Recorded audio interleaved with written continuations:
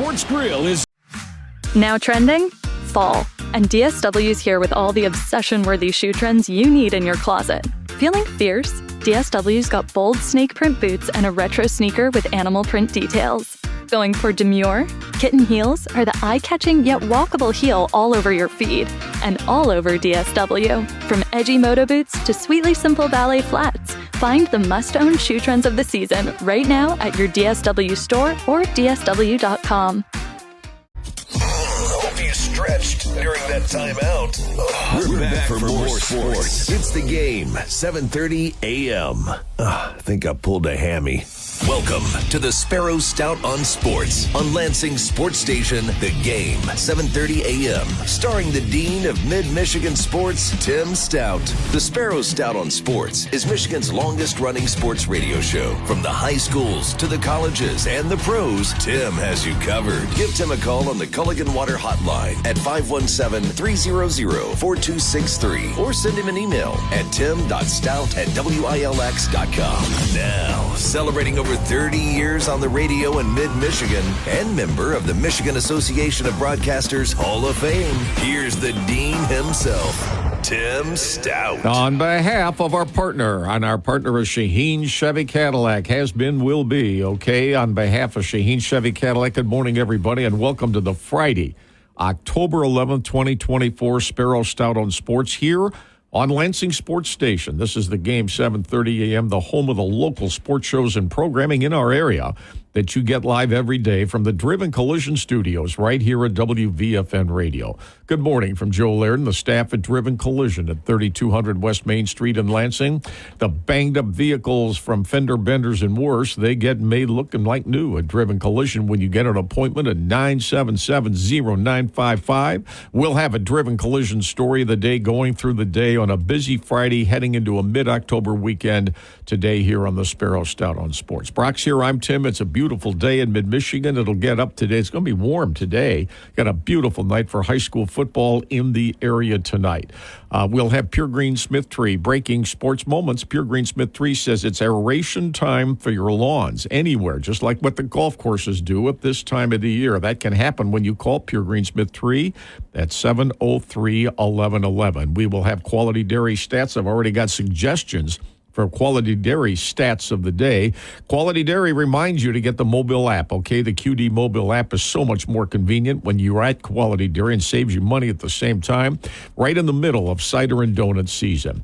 There is no Michigan State football this weekend, so there's no You Pick'em show today, but we have a busy show today nonetheless, and that doesn't mean we shouldn't take today on Friday and visit on the Culligan Water Hotline at 300-4263 about any special activity, okay, going on in the world of sports, either opinion questions, looking to the future, and all that good stuff.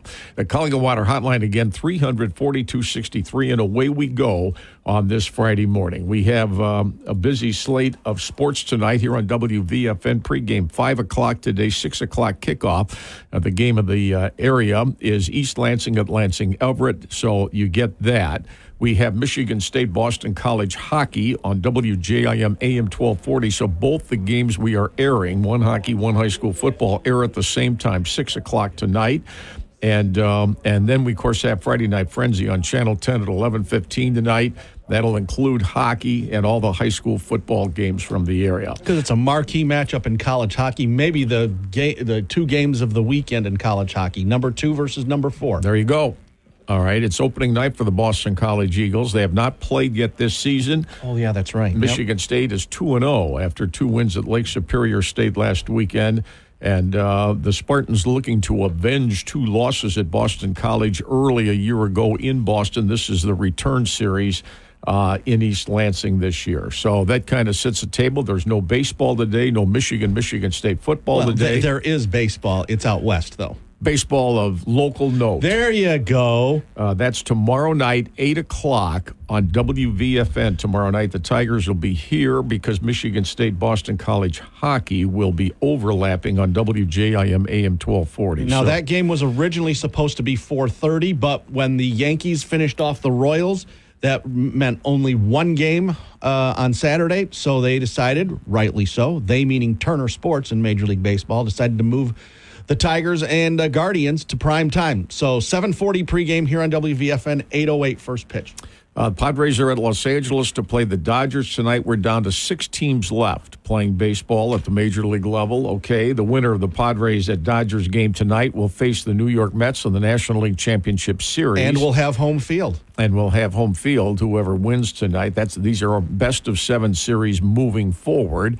The Yankees, by virtue of their 3-1 win last night at Kansas City, win that series 3-1. New York goes home and awaits the eventual Cleveland-Detroit winner tomorrow night, and that New York will have home field the rest of the way through the ALCS, whether it's Cleveland or Detroit. So I gave Brock a couple of hypotheticals. Let's see how, and a couple of them I already know his answer, and shockingly enough, he agreed with me. I asked him, first of all, if you're the Yankees, you want to face Cleveland or Detroit? Detroit.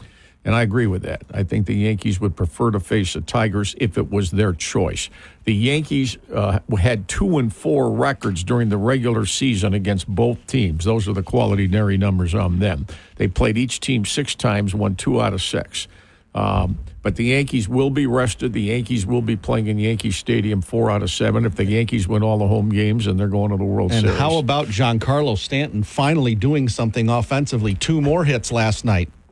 So I was surprised because I only had one question, hypothetically. And was that the second question? Yeah, that was one of them, of the 2. And I gave him a preview because I wanted to see what kind of a salty answer I might get, but he agrees with me. I said to Brock, if you're the Cleveland Guardians players today, and they're going to give you a choice for Game 5, you can play at home, but you got to face Skubal. Or you can play in Detroit and you face anybody but Skubal. And I said to myself, if I'm Cleveland, I want to play at home. Yep, same here. Now, I don't know how that's going to play out, other than the fact that the Cleveland hitters know exactly who they're going to face. They have experience facing him. So it's not as if they're going to have trouble recognizing what he does. It doesn't mean they can hit him, but it doesn't mean they can't.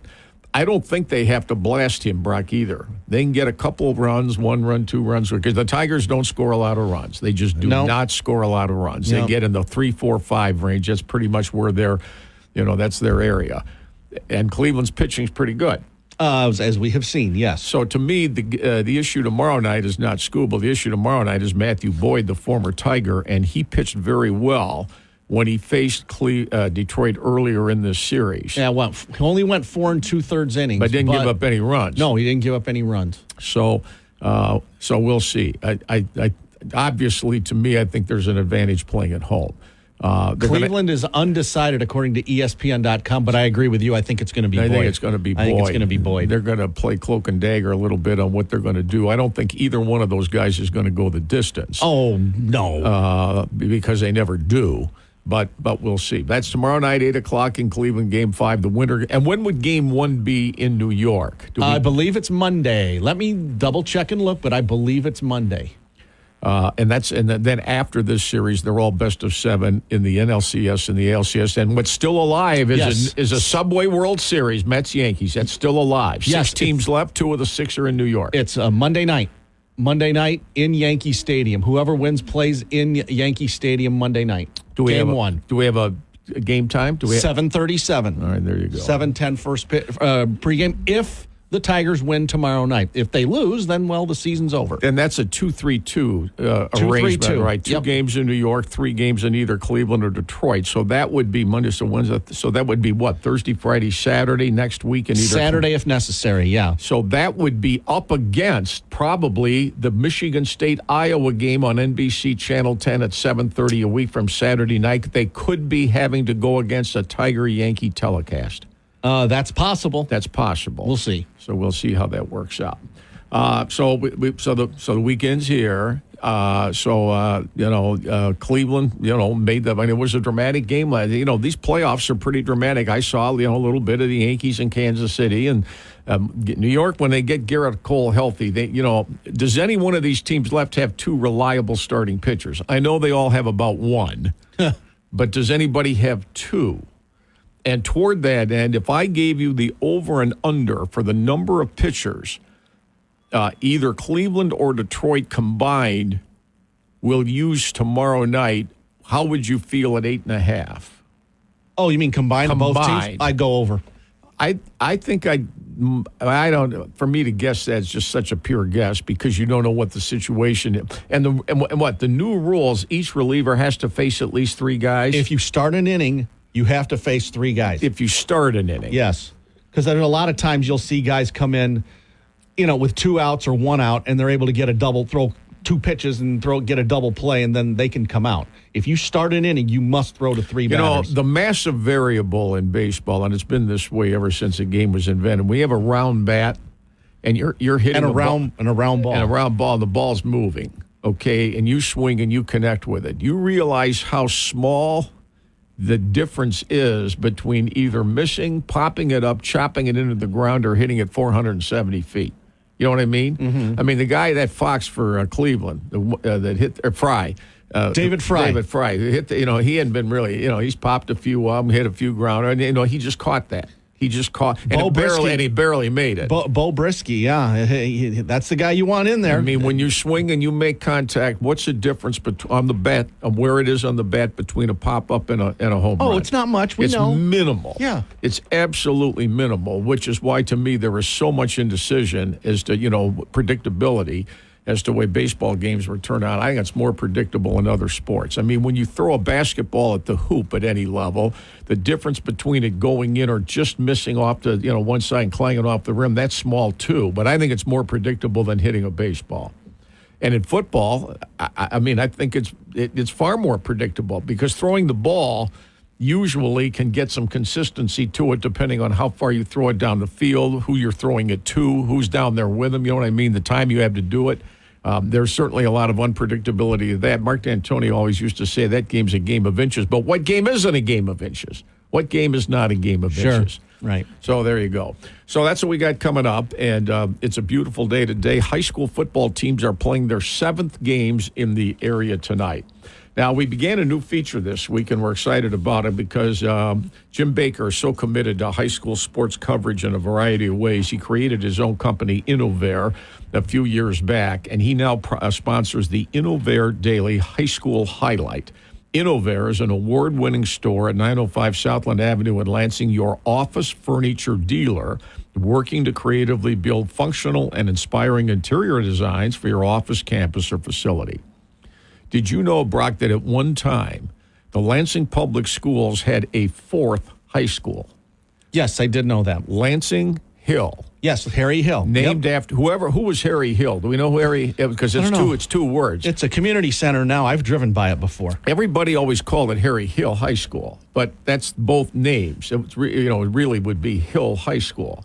So I went back and looked at one time, and it was controversial because it cost a fortune to build that thing. It's in the southwest side of town. It's over by Channel 10. It's just a few blocks away. It's near Holt, right? And it's not that far. Lansing Hill played varsity football from 1971 to 1980, 10 years. And it had its own football stadium over there. It was lit. Oh, they did? Oh, they had their own football stadium. Stadium. They were in the local league in here. And the baseball team actually won the Diamond Classic one year. They did. Yes. But in football, Lansing Hill played 87 games in its history from 71 to 80, won 26, lost 61, never had a winning season, but had 2 seasons of 4 and 5. 2 of the seasons were 8 games because there was no playoffs then, at least in the first part when they started. Right. So they began their first year, they went 1 and 8. And then they never had a winning season, the school. Its last football season was 1980, so the school closed at the end of the spring in 1981. And then, like you say, since then, it has been a community center. And it's amazing to me, it's been 44 years since the Lansing schools had 4 high schools in our area. And, of course, since then, at the other 3, the enrollment has not increased. It's decreased for the most part.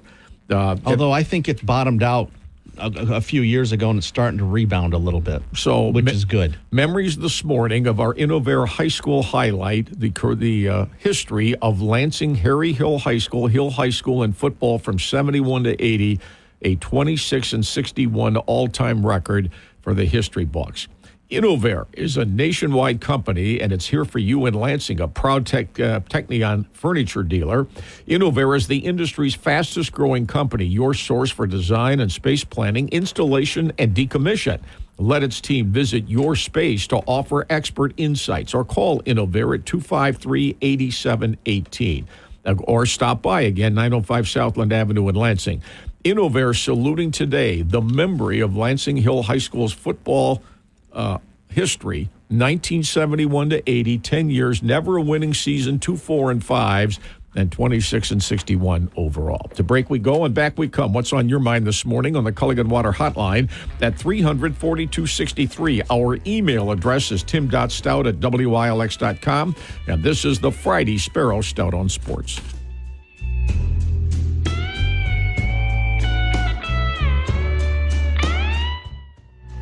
You love Italian food. The Superstar Restaurant in mid-Michigan, clearly Spagnolo's on Grand River Avenue, 3 miles east of the Meridian Mall. Award-winning pizza and Italian specialties from Mama Silvana and Amy, like you'll find nowhere else, believe me.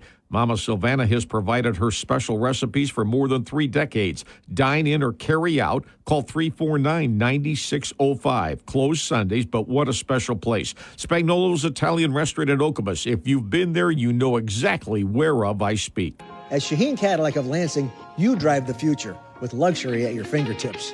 Experience our lineup of eye-catching sedans and SUVs. Cadillac is the next generation of high-end technology where remarkable comfort and attention to detail change the way you drive. Meet with one of our product specialists today or begin your experience online at ShaheenCadillac.com. Get this 2024 Cadillac XT6 for just $592 a month. Relax and enjoy the Shaheen difference.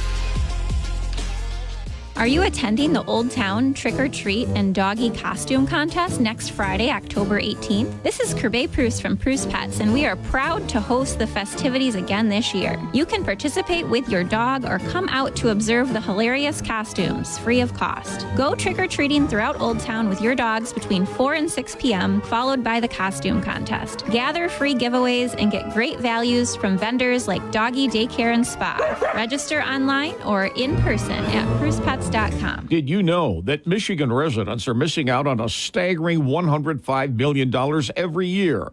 Yes, we are talking about Michiganders not returning their deposit containers, and we can do so much better in this state. So take them back. It's your beaches, your roads, and your dime. It's worth your time. Let's keep Michigan green and our wallets a little fuller. Don't let that $100 million end up in the landfills. The message from Schupan & Sons, a great company in Michigan dedicated to total recycling. This is the Lansing Sports Network Minute from the Lansing Sports Network News Desk. I'm Steve Goff. The Tigers gave a valiant effort at home yesterday in an attempt to move past the Guardians in front of another sold-out crowd at Comerica Park. Alas, it was Cleveland fighting for their playoff lives that was able to grab the 5-4 victory. Tarek Skubal and the Tigers will attempt to shut Cleveland down again tomorrow in Cleveland. First pitch at 4:38. Around the corner from Comerica Park, the Red Wings dropped the puck on their 24-25 season with a loss to the visiting Penguins 6-3. Alex DeBrincat led the Wings with 2 goals and an assist. Tonight, MSU athletics are busy at home with field hockey, volleyball, men's soccer, and ice hockey all in action. Go green! From the studios of the Lansing Sports Network, I'm Steve Goff. Find more and stay up to date at LansingSportsNetwork.com or in the Lansing Sports Network app. Save big money on all your projects at Menards. Water seeping into your cracks in your concrete can cause costly damage over time. Keep water out and extend the life of your concrete with a tube of ready-to-use concrete repair. It's commercial grade, durable, flexible, and works great for gaps and cracks up to 3/8 inch. Check out our weekly flyer on Menards.com for all the great deals happening now. Save big money at Menards. Tailgating season or any other special occasion, Tom's Food Centers in Okemos and Portland are ready to make it great for you. The Antaya family has created Tom's Food Centers, and they upgrade the stores with new renovations on a consistent basis. And it's also so convenient to get in and out right away 7 days a week. A lot of things on sale. The stores are fully stocked. They're neat, clean, sanitary. And for all those special occasions, you can dart in and out anytime, 7 days a week. Try them. Tom's Food Centers in Okemos and Portland. Of all the recommendations that I've ever given you on this program through the years, no one goes higher than the Munn team for real estate advice. John and Jan Munn work as hard as anyone in the business, trust me, and they truly are realtors who get results. John's cell phone, 881-6623. Jan's at 282-6781. And when they put the 1-2 whammy on a sale or to get you the best deal possible, you have the best people working for you. The Munn team, realtors who truly get results for anything real estate. Golf season never ends at Indian Hills in Okemos off Hamilton Road. A little 9-hole course, which is great for league play or for beginners. But in the off season, that's where they make clubs, repair clubs, change clubs, adjust clubs. J.C. Peterson says anytime, call us 349-1010. And anytime when you're looking for special gifts, they always have special closeouts in their pro shop. 9 holes, Indian Hills in Okemos, 349-1010. If you want a club adjusted, call J.C. Peterson. We've partnered for years with our official pizza, Cottage and Gourmet Pizza. You always get fast delivery and a variety of specials every day. Order online at cottagein.com. Convenient locations all over our area, especially East Lansing and Okemos. Cottage Inn Pizza offering a wide variety of gourmet pizzas, and you can build your own just the way you want. Handmade dough closes at 11:30 each night. Way to go, George Hoover, with the continued growth and success of our official pizza, Cottage Inn Gourmet Pizza. Lake Lansing Road Mobile is across from the Eastwood Town Center. Oh, if you're over there today, get a touch-free car wash, save 25 cents a gallon off the price of gas. They may have room for you in their service base because they're available Monday through Friday when you call 484-2300. And I always remind you, in that area, across the street, Eastwood Town Center, Scott Berman's Culver's. That one Culver's by Walmart, whenever you order there, mention Stout on Sports, they'll reduce the price 10%.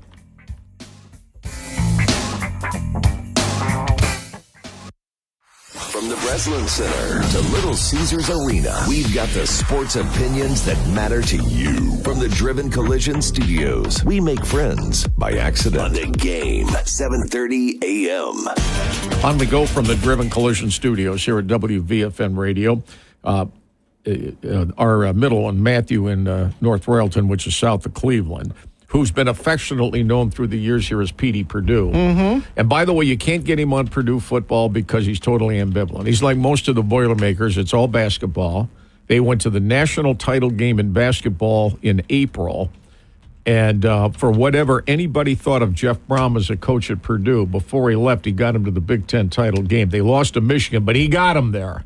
And if you look at him now... he realized that's as far as I'm going to go. I'm out of here. I'm going back home to Louisville. And Indiana State lost the opener at Purdue 49-0, and you thought, maybe the Boilies have got some. Well, they haven't come close to anybody since then, beginning with their home game, 66-7 loss to Notre Dame. They're at Illinois tomorrow. They're a 19.5-point dog. So Ryan Walters, a second-year coach, he was defensive coordinator at Illinois. But like Petey says, football, it's a tough sell right now at Purdue. But he's got a text for you. Go. Petey's got a text for you. Okay. Ask Brock, how many managers would take the guy, David Fry, an all-star this year, who just hit a pinch-hit 2-run home run in the 7th, and in his very next at-bat with one out and runners at the corners in the 9th would bunt him for a safety squeeze? Well, the guy's young. Fry's young. Yeah. Hey, Stephen Vogt outmanaged A.J. Hinch there, certainly in the 9th inning. AJ once again the thing that Fry did that many if the bunt's on for a lot of major leaguers, they may get it down, but it'll take them 3 pitches to do it. Yeah, for that to work, he had to get it down to me on the first pitch. He had to get it down on his first attempt to get it on the ground. For his first attempt. Well, he got it done. And the third base runner had to be as far off as he could get because he barely made it. The pitcher made a good play on that. And it was a bang to I wasn't convinced that Detroit was out of it after they got a guy on second. I mean, they were in it in the 9th inning. I mean, they to Cleveland's credit, they realized one run in the 9th inning at Detroit means nothing. And toward that end, to me, everything in this series is tomorrow night playing in Cleveland. Who scores first, I think, is big time. Well, you're asking. Scooble's gone 20-plus innings without giving up a run. Yep. But the only thing I would suggest in that area is, it's not like the team Scooble's facing hasn't seen him. Right. They've seen him now. Uh-huh. So if nothing else, they know what to expect. Right. They know what he's got, and you're asking a lot out of Scooble. If Scooble gives him 7 innings and he's given up 1 or 2 runs, well, more than likely, obviously, the Tigers are right in the game. Yes. Then it comes down, and by the way, if it gets to the 10th inning, that's still runner on second. No, Nobody, not in the postseason. So now it's regular. Yes. Now, not in the postseason. David DeWitt is on the Culligan Water hotline on the Friday morning Sparrow Stout on Sports. Morning, Dave. Morning, guys. I was just wondering why Scooble didn't pitch last night. Home crowd, sellout. The Tigers, obviously going to score a few runs, and they had a chance to put the whole thing away right then and there at home, make all the fans happy, the whole 9 yards, because I don't care who they pitch tomorrow. The odds are not with Detroit. They just aren't, because you let them off the hook. What are your thoughts about that? All right, thanks, Dave. 2 days rest. But here's the other thing. 2 days rest. Where I differentiate Scooble from Gibson, Lolich, McLean, the guy. Those guys pitched 9 innings. Yes. And no matter how good you are in today's baseball, the odds are you're not going 9 innings. Nope. You're going 100 pitches or thereabouts. 110 at the most. You're going pitches, not innings, providing you get everybody out. So in yesteryear, a guy like Gibson might have struck out 500 guys in 7 innings and he's out of the game.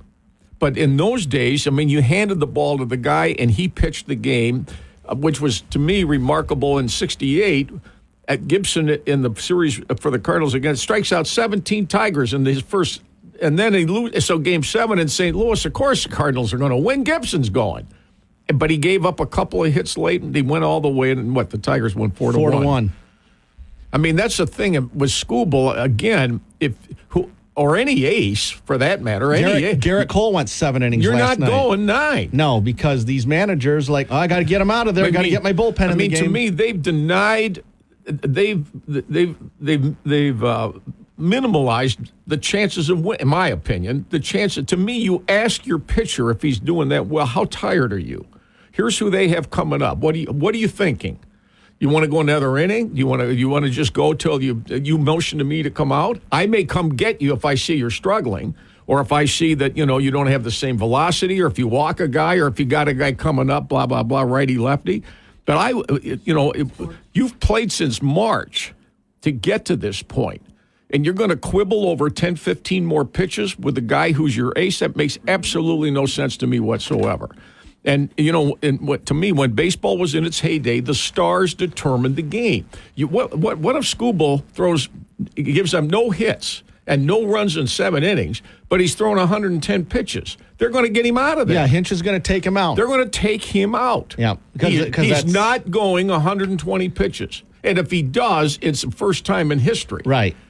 Because these managers, these analytics managers, they have screwed up the game. But here's the other thing: if I'm anybody facing Scooble, anybody, and my guys are struggling to hit him, if nothing else, get his pitch count up. Try to foul him off. Foul him off. Take pitches, because he'll throw balls. Right. He's not going to throw. He's not going to throw every single pitch a strike. No. If you do nothing else, if you strike out but you fouled off 5 pitches, you did your job, because his pitch count goes up. In the days of yesteryear, wouldn't have made any difference. If you're facing Gibson, you're facing Gibson or Koufax, or name any one of somebody like that, McLean or Lolich or whatever. You're that's who you're going to beat. If you're going to win, you got to beat the guy. And today, so yeah, Scooble's going, but he's not going 9 innings. No. And to me, I just think it's a shame. I think it's detracted the popularity of the game for many people. That and the money. Because, to your point, the only guy tomorrow night in that stadium who can stop Scooble is Hinch. Of course. Cleveland may not be able to stop him. Right. But Hinch can, because they take him out. Yes. Because Hinch is an idiot and he doesn't know how to run. But he's not the only manager. He's not the only one. He's not the only one that does it. They all do it. Because Major League Baseball has allowed... I mean, the Yankees did that last night with Cole. Kansas City was not hitting Cole. But he did get one run off of him, I think. Let me look at his box score. He gave up a run, but it's 3-1. Okay, so they're not hitting him. One run, 6 hits. You know how many pitches he threw? 87. I mean, I just don't understand. And I don't understand. I mean, I don't know what these pitchers think or how they feel. I mean, if I'm Skubal, I'm going to whoever, and I'm saying, I'm just telling you right now, I am pitching the entire game tomorrow, and I don't care if Nolan Ryan has thrown nearly 200 pitches in a single game.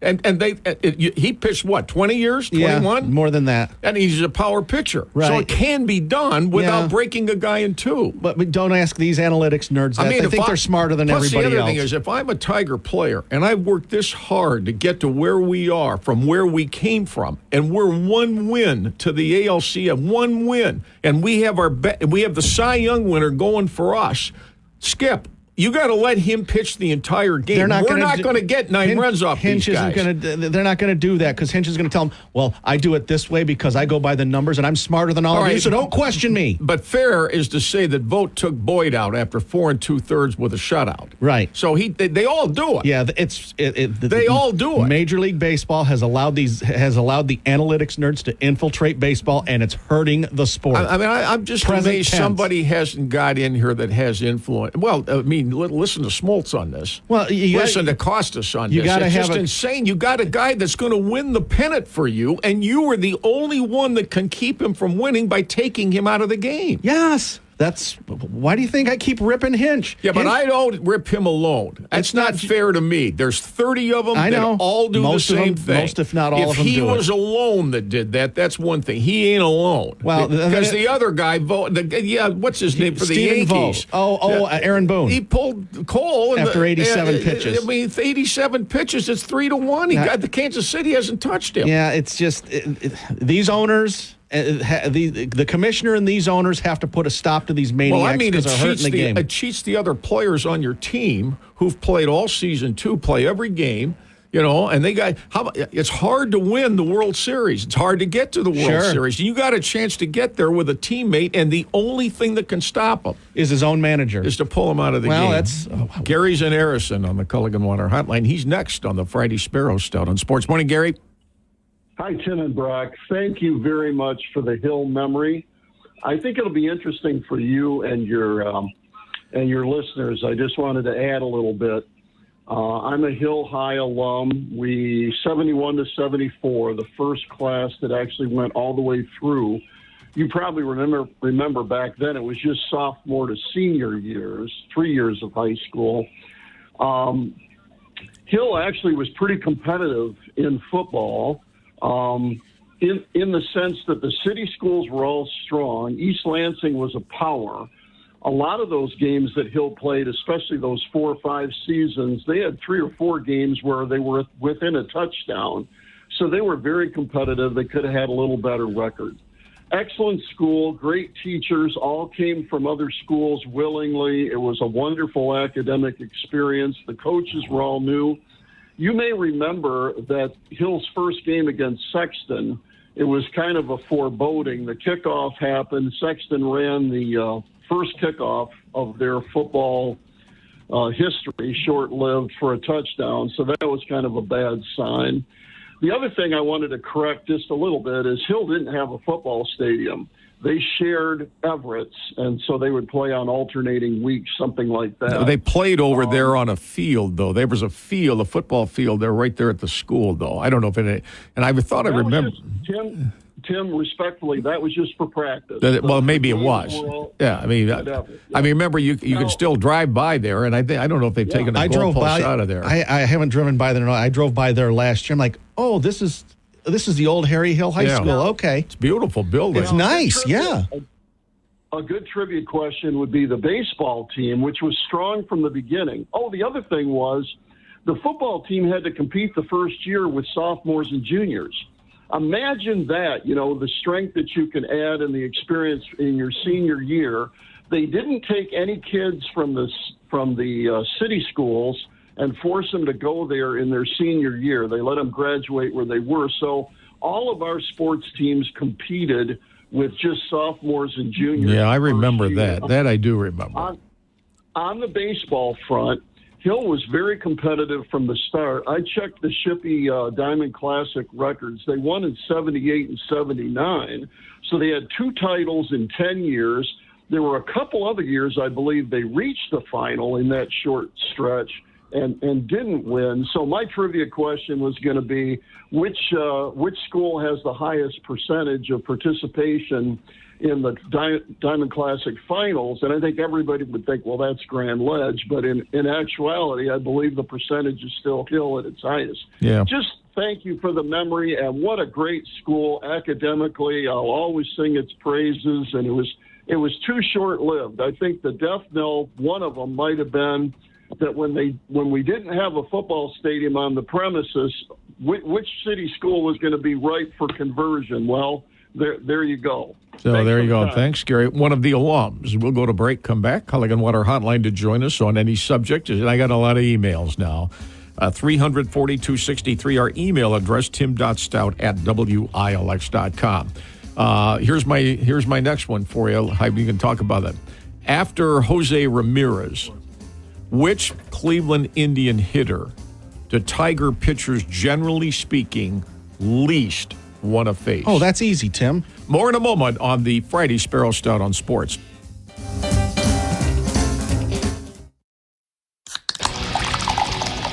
Here's what's on tap today here on the game, 7:30 a.m. WVFN. Coming up, we got a very special guest in the 11 o'clock hour. Is that right? Yes.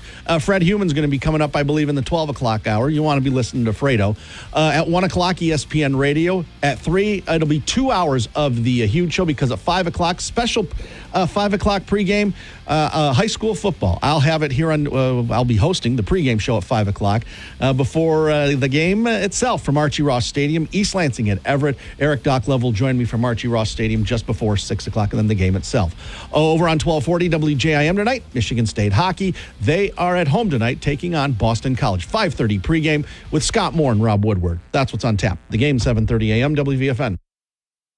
You always have a great time at Scott Berman's One North Kitchen and Bar, 5001 West Saginaw, Lansing. It's in the old Reno's West location.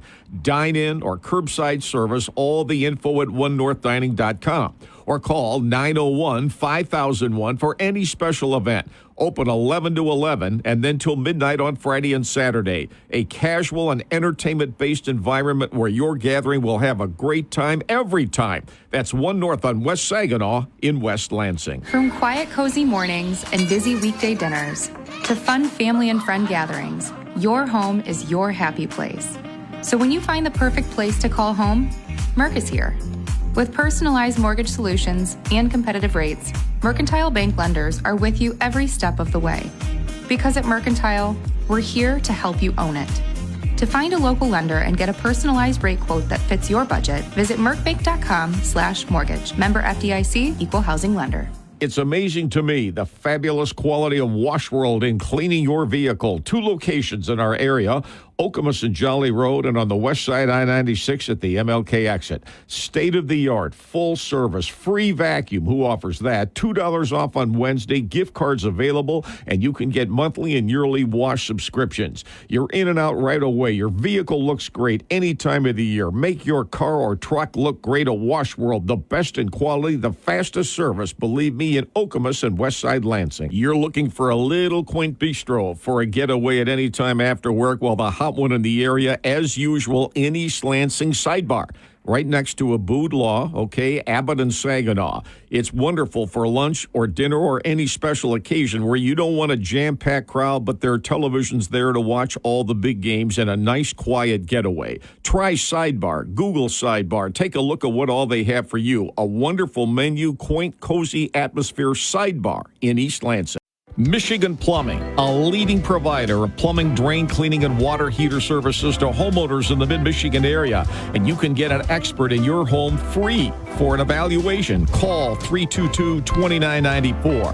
24/7 emergency plumbing and drain services for the entire mid-Michigan area. All home plumbing emergencies, all makes and models of equipment. What a great company it is, Michigan Plumbing. And they're right when they say we exceed your expectations. See for yourself, Michigan Plumbing today. Does your business struggle with poor cell service inside the building?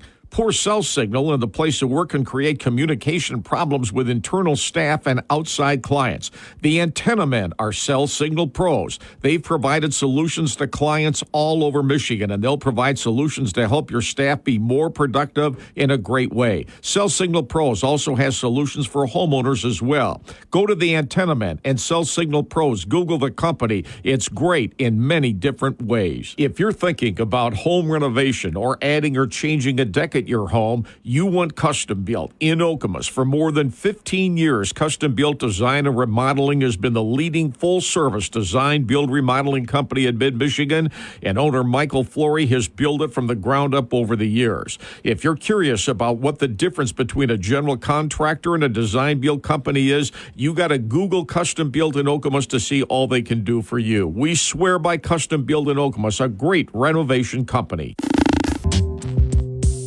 All right, golfers, you got Groesbeck and downtown Lansing this weekend. How many more weekends are we going to have where the weather's going to be reasonable to play? You've got the Emerald just north of St. John's. You haven't played there. Go see. It's why it is so popular as one of the great public courses privately owned. Jay and Katie Eccleton run the Emerald north of St. John's. Berkshire and Williamston, they're packed all the time because the price is right. And for Christmas parties, book your time now at Berkshire and Williamston, 655-4694. And don't forget, okay, over on the west side, you've got Royal Scott Golf and Bowl. And just as it implies, golf, bowling, and a whole lot of fun in many different ways. Suggestions this morning from the Sparrow Stout on Sports.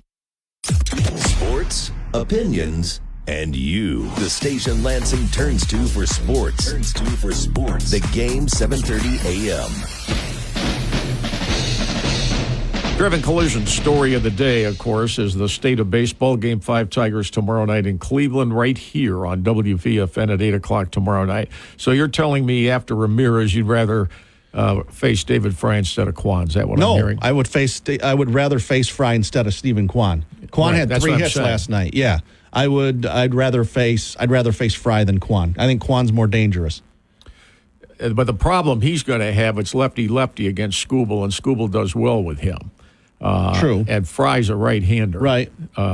So we'll see. Even though Fred's always telling me Ramirez, he's Tiger killer. He had a home run last night. In a 1-for-5 night, that home run was needed. Yep. That home run in a 1-for-5 night. Here's my next question. If you know tomorrow night, you're Cleveland, if you know tomorrow night that once again, Jose Ramirez is going to go 1-for-5 with a solo homer, would you take that? Yes. So you would take it without letting him have 5 shots to see what happens. You'd take a guaranteed 1-for-5 as long as it's a solo shot like last night. He went 1-for-5 because he's hit horribly in the series. Yeah. Now, does that mean he's in a slump or does that mean he's due? Yeah, right. So a moment ago, we had a caller. He was calling on the Calling Water hotline from Atlanta, and he wanted to get into the You Pick 'em. And Brock was explaining to him, we don't have a You Pick 'em today. You know what I just said to him? Yeah, go ahead. What's your score? And I would have said, that's good. Okay, we'll put that down. Because my score for this week is bye week 14, Michigan State 10. I said to Brock, should have let him give a score. See what he was going to come up with.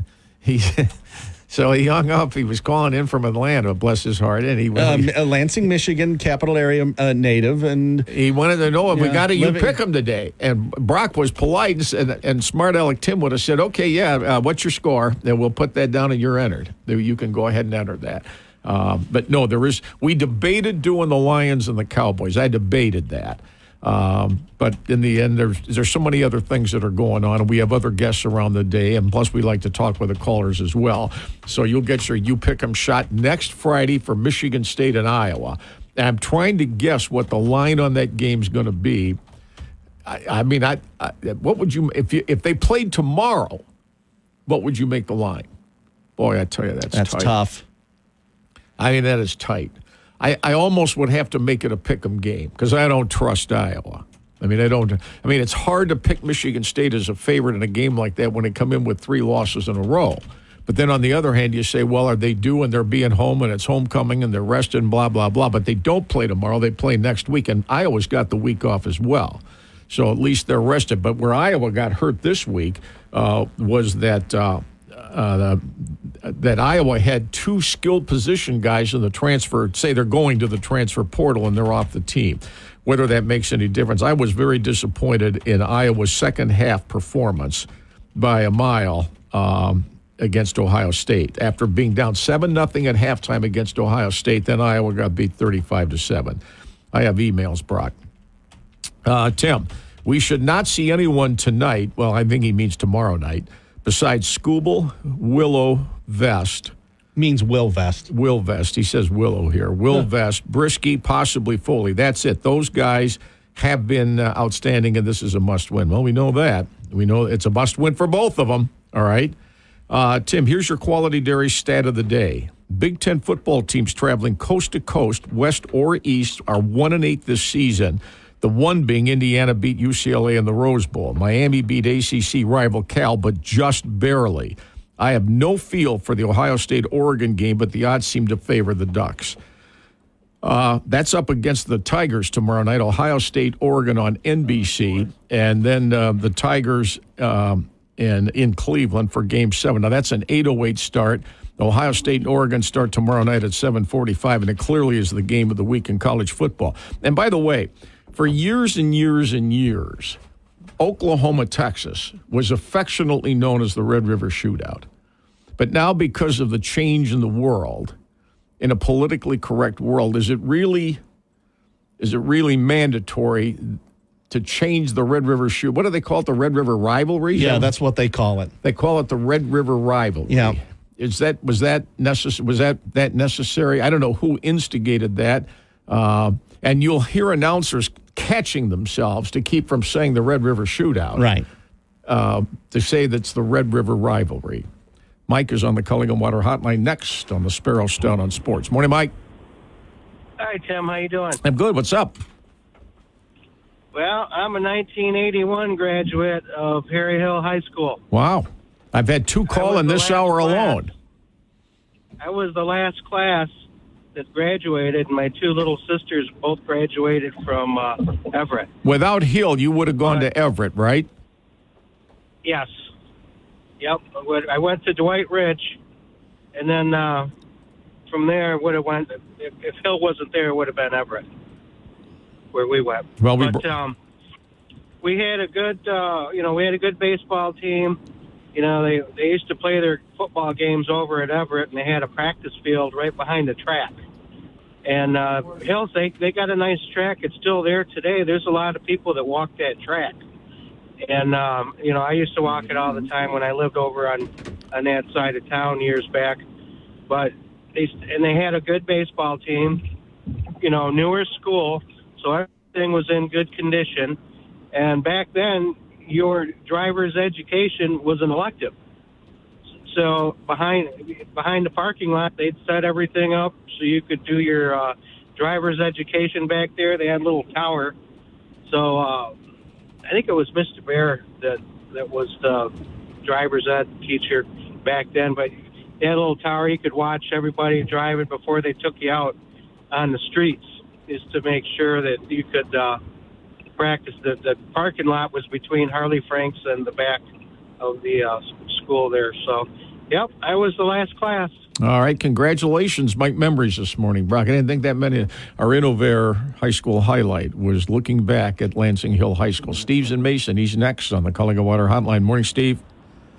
Morning, Tim. Hey, I think Tigers lost the series yesterday. That's just my point of view on that. But the only downside of a college football playoff is it makes games, to me personally anyway, like Oregon, Ohio State tomorrow, kind of meaningless because there's nothing on the line, really. I mean, Alabama lost to Vanderbilt, sure, but they're a shoe-in for the playoffs. So there's no issue there. I mean, that's in normal season that would be massive because now you're looking at, do they really have an argument to get in, into the Final Four? But now, since they've expanded it, you're going to see better regular season matchups, but do they really mean anything? Well, I think in a way they do, because of the 12 teams, if you're seeded 9 to 12, you got to go on the road and play an extra game just to get to a bowl game. If you're seeded 5 to 8, you got to play an extra game, even though it's going to be at home, but you got to play an extra game against a good team. But if you're seeded 1 to 4, you get a bye, okay? And I'd like the bye help you or hurt you. I think the bye. I mean, we'll find out. But if I had my option, the fewer chances to lose that I have, the more I'm happy to do it to prepare for one less game to win the national title. You realize if you're seeded 9 to 12, what is it? Right? You got to win 4 games, right? Yes. You got to win 4 games to win the national title, and there are no cream puffs in there. So I tend to disagree with that. I mean, whoever wins Oregon, Ohio State, could that change the seeding dramatically for the loser of that game? We won't know till obviously the end, but for the winner, it's a big deal for sure. And I still claim there's value in winning the Big Ten championship. Every one of those coaches and schools wants to win the Big Ten title in an 18-game league. So. Well, now there is because you're guaranteed to get in, right? You're guaranteed to get in, if you win the Big Ten. Hey, real quick, too, on Harry Hill, where did they play their home football game? What did he say, Brock? Was it Everett? Archie Ross at Everett. They played at Everett for those 10 years from 1971 through 80. 1 hour in the books. We got a special guest coming up right at 11:05, and he'll be in town here next week. Spartan fans will remember one of the greats next week. That's next when we return on the Friday Sparrow Stout on Sports. WVFU East Lansing, a Town Square media station. We're the station you've turned to for sports for over 30 years. The Game, 7:30 a.m. It's the most...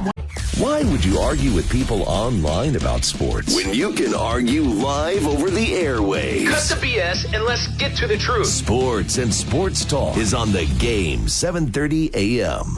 Welcome to the second hour of the Sparrow Stout on Sports, starring Tim Stout on The Game, 7:30 a.m. You can call the Dean on the Culligan Water Hotline at 517-300-4263 or drop him an email at tim.stout@wilx.com. Now, celebrating over 30 years on the radio in Lansing, here's the Dean of Mid-Michigan Sports, Tim Stout. Hour number 2 this morning is brought to you by the 2 Wash World locations in our area. It's a good weekend for Wash World, especially today. Matt Mattis owns them, says come on by Okemos and Jolly Road or I-96 at the MLK exit. Always free vacuum service, gift cards available, frequency discounts, the best wash in the area in a variety of ways, and $2 off on Wednesdays. The 2 Wash World locations serving you. Next weekend's homecoming at Michigan State. The homecoming parade is on Friday night through the streets of East Lansing. There is a grand marshal every year. This year's grand marshal for the Michigan State homecoming parade is former Spartan basketball standout Sam Vincent. He was named Mr. Basketball at Lansing Eastern High School. One of the very first, was he first or first one? First one in 1981. First one in 1981 out of Lansing Eastern High School. The next year, teammate Robert Henderson, who went to Michigan, he was Mr. Basketball. You think that team was pretty good. Sam had a terrific career, of course, then at Michigan State in the NBA. He's been everywhere. He's coaching in the Orlando, Florida area. He'll be in town next week. He's got a special event to tell us about this morning. But he is the Grand Marshal, and he's on the other end of our line in Orlando. Morning, Sam. Good morning, Tim. How are you? Good, buddy. I need to ask you, first of all, living in Orlando, how'd you deal with the hurricane this week? Well, you know what? I was fortunate and blessed to not deal with any flooding. Had some tree limbs come down, but nothing too serious. So thank you very much. I came out okay. And tell us your coaching. I mean, you've had a number of different coaching activities in basketball. My wife asked me about that last night. I said he's been everywhere. He's been all over the world. But your exact activities now in Orlando. So my exact activities in a city called Leesburg, which is about 45 minutes outside of Orlando, is I'm head coach of a 4-year accredited private college called Beacon College. And it's the first college in the U.S. that really focuses on students with learning differences. And so those learning differences can be slight autism, slight dyslexia, ADD, ADHD, dyscalculia, dyspraxia. So if there's there's something that is a little bit of a challenge to learn the traditional way. Beacon College is an expert in that space, and we have now began to welcome student athletes who are having these challenges to come in and play in our competitive sports programs. And so you will be here next week. When were you approached about being the Grand Marshal, and who notified you about all this? So I got notified through the MSU alumni department. I got a call from a young lady named Lisa Parker, and this was I don't know, Tim, maybe 4 or 5 months ago, maybe a little bit longer, just to kind of gauge my whereabouts, where I was, what I was doing, to make sure I was domestic. And once everything checked out, we then started discussions about the position, what it entailed, what the opportunities were, and you know, Tim, to get back to East Lansing, Michigan State, have a chance to catch a football game, be there for Iowa homecoming, all the friends and family. I just couldn't say no. So I accepted and looking forward to it. Absolutely. So to avoid a lot of controversy through the years, through 54 years on the air here, you get asked from time to time, who's the best you ever saw play this, who's the best that. And yes, Tom Izzo's had some tremendous guard combinations through his 30 seasons at Michigan State. But I claim Skiles and Vincent together for Judd is as good as any guard combination that I ever saw play at Michigan State. My question is, do you agree with that? And my other question is, do you ever stay in touch or hear from Scott Skiles at all? So Scott Skiles and I definitely have stayed in touch from time to time. I haven't spoke to him recently. Probably the last time I spoke to him, I was off to the Middle East to coach, and he was coaching the Orlando Magic. And during that year, I got a call from one of his assistant coaches, Mario Ely, to say, hey, you better catch up with Scott because he's thinking about stepping away. By the time I got back from the Middle East, Scott had resigned, and unfortunately haven't caught up with him since then. But I tend to agree with you, Jack. I would put Scott and myself up against any Michigan State backcourt. Obviously, when you look at, you know, Magic and what he's been at Michigan State, that makes it kind of tough. But Mateen Cleaves and some of those teams that got deep into the tournament, you know, those are tough matchups as well. But pound for pound, scoring for scoring, our professional NBA careers, I would match this up against anybody. So Sam and I visited last night, Brock. He's trying to get into town here next Tuesday. Sam is proud of Lansing, Michigan. He's proud of what, through the years, especially when he played athletics at Lansing Eastern High School, the quality of athletics through the Lansing City area was during his time. Sam is hosting a symposium next Wednesday night that is open to the public to discuss ways that could try to improve and add to the quality, I'm kind of doing this and paraphrasing Sam, the quality of athletics, especially in the Lansing public high schools. And it comes up, frankly, here, Sam, quite a bit of the time. Like every other high school in the area, some schools are very good at some sports, but in others, they're almost hopeless and helpless in some ways. Why is this a big deal to you? And tell us what you have planned next week in that regard. Well, I'll tell you, Tim, I think you paraphrased it very well. You're spot on. Having grown up in Lansing, and, of course, you know, Magic and Jay were my idols during that time. But, you know, we had a lot of great basketball players during the time that Magic and Jay were playing. Sexton was full of good players. Everett was great, obviously, with Magic. Eastern was good, Grand Ledge, Holt. So basketball was strong, but not only basketball. We had great swimmers. We had an outstanding golf squad during that time. Wrestling with Kevin Jackson, who went on to the Olympics and got a medal. So sports in the Lansing area was really contributing very well to the Michigan State sports program. And I think when you think about the athletes that have come through, we're very proud of the fact that we had a chance to go to Michigan State, play on the teams, and be productive. And it was a big part of our post-collegiate success. When I talk to coaches and I talk to players currently, it just seems to be a little bit of a decline.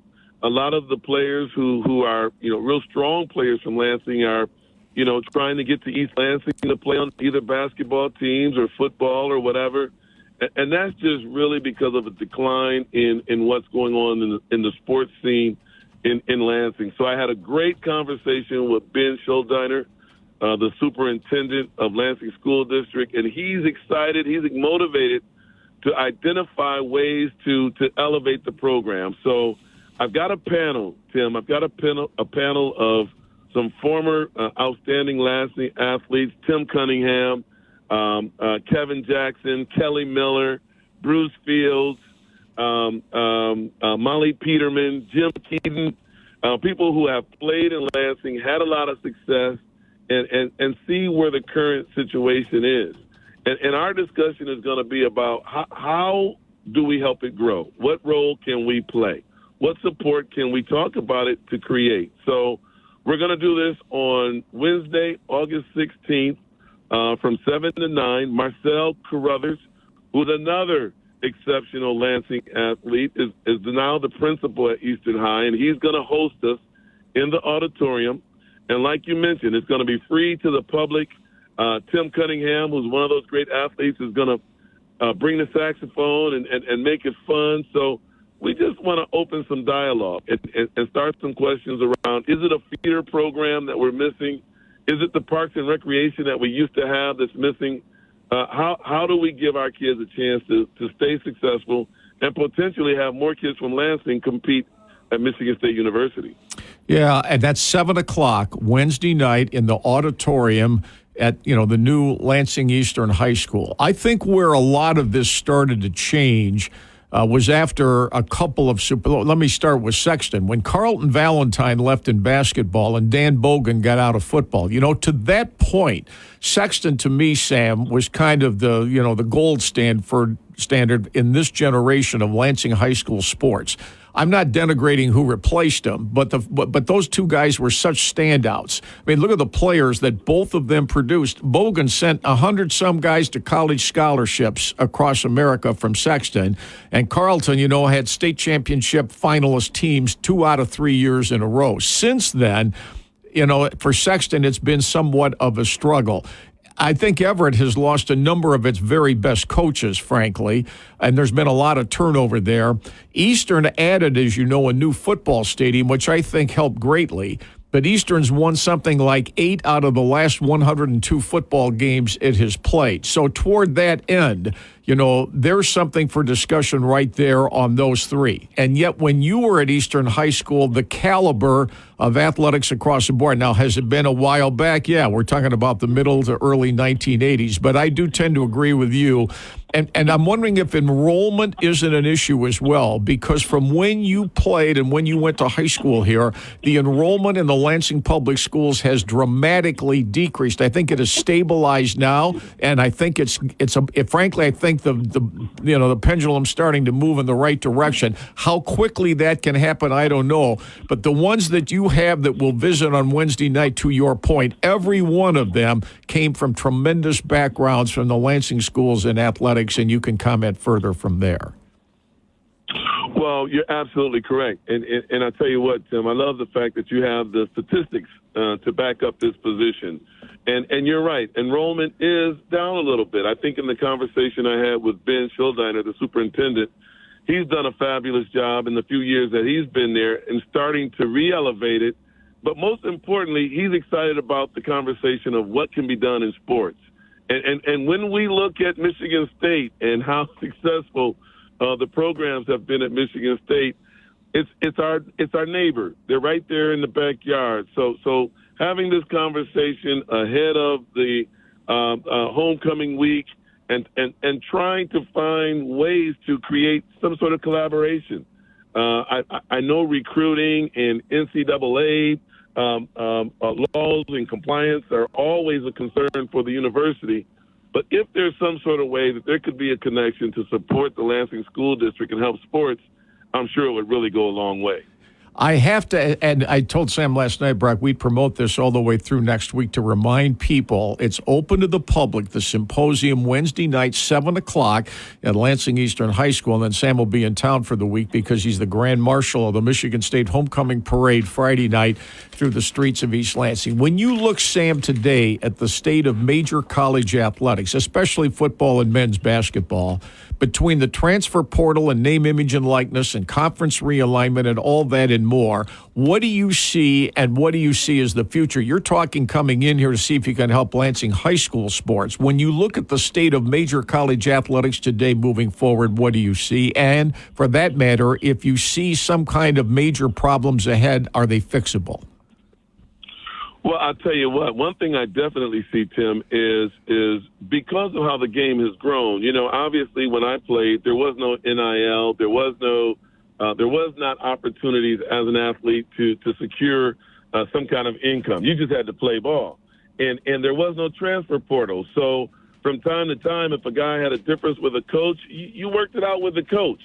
Now, a lot of times guys aren't looking to work it out with the coach. They're trying to find a different solution. So what that tells me is in Lansing, we have to create the kind of infrastructure that makes athletes want to come there, want to be trained there, want to be coached there, but then also to have the financial backing to be able to keep those players excited and happy and to want to go ahead and go to Michigan State and on to the pros or wherever they go. So the climate has really, really changed. And I think every single parent, no matter what city they live in or no matter what country they live in, if they have a kid who they think is talented, they will go where they think that kid's going to have the best opportunity to grow because it's financial now. And you don't have to wait till you get to the pros.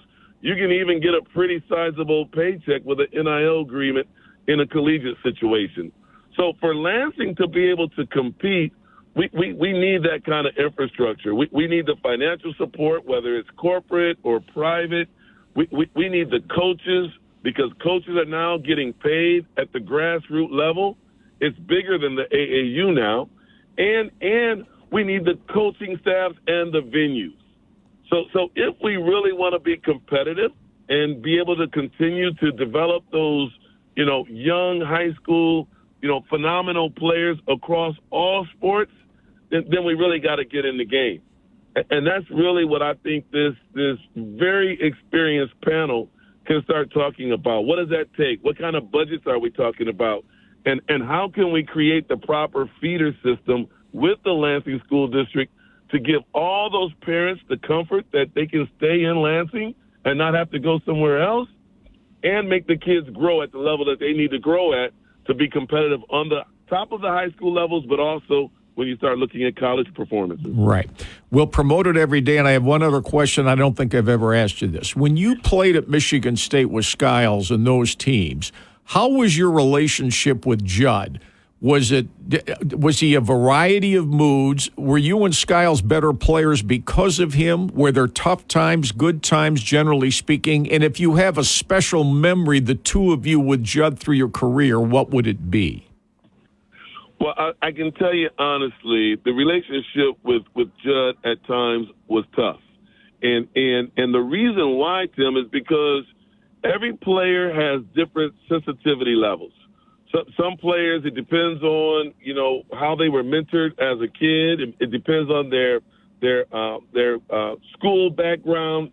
So sometimes you can say something to a player that's a little bit more sensitive to one player than it is another player. And I think at that time, I might have been just a little bit more of a sensitive player. But the way I see that has grown me specifically as a coach and as a player is it helped me understand where coaches are coming from. Every coach is going to find or try to find different ways to motivate his player, to work harder on defense, to be stronger in the classroom, to get back better offensively. So I think that was really Judd's position. I think he really looked at Scott and myself and other players on the team and said, this is where I've got to make this player better to make them successful in the future of where they want to go. So there's not one day that I don't really thank Coach Heathcote for that and appreciate it, even though during the time in Michigan State it might have been a little bit more difficult for me to understand. He was building me as a man and as a player on the court. I think as far as Scott is concerned, Scott and I had a great relationship. We were competitive, we were tough, but we knew when we got on the court we had each other's back. And I think that is what made the chemistry of us as good as it was, because even though he came from Plymouth, I was from Lansing, and our backgrounds were different, we both really cared about each other's success.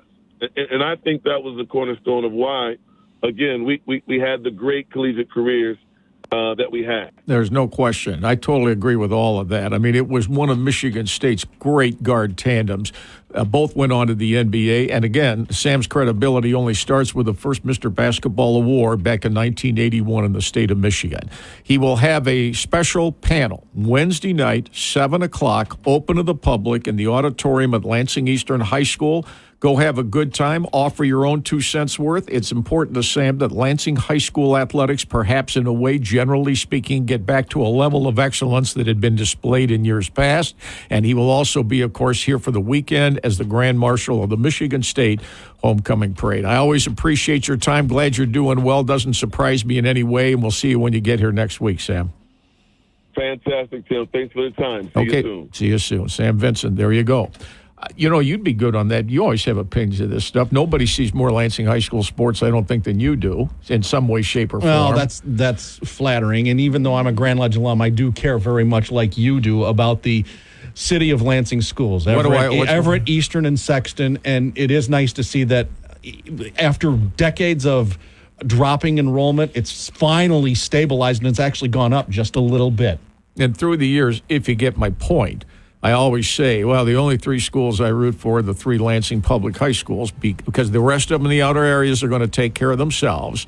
And I always maintained if the inner city schools anywhere in America do well, that will spread to success in a variety of different ways, in my opinion, in the communities surrounding them, for whatever that's worth. More in a moment. Culligan Water Hotline, 342-63, and on we go with the Friday Sparrow Stout on Sports. Shop Meijer for monster deals and spooky savings this week. Save on Red or Golden Delicious, Empire, Fuji, Gala, and Macintosh apples. Mix and match and fill your tote bag for 79 cents a pound. From creepy to just plain silly, our selection of kids' costumes are 25% off. And Halloween snack-size non-chocolate candy is only $3.49 per bag. Shop these frighteningly good deals and more, in-store or in the Meijer app. Exclusions apply. As we like to remind you, Pure Green Smith Tree to the rescue for any outdoor landscaping issues that give you a problem at any time of the year. We're in the fall season now, and it's time to aerate the lawns everywhere.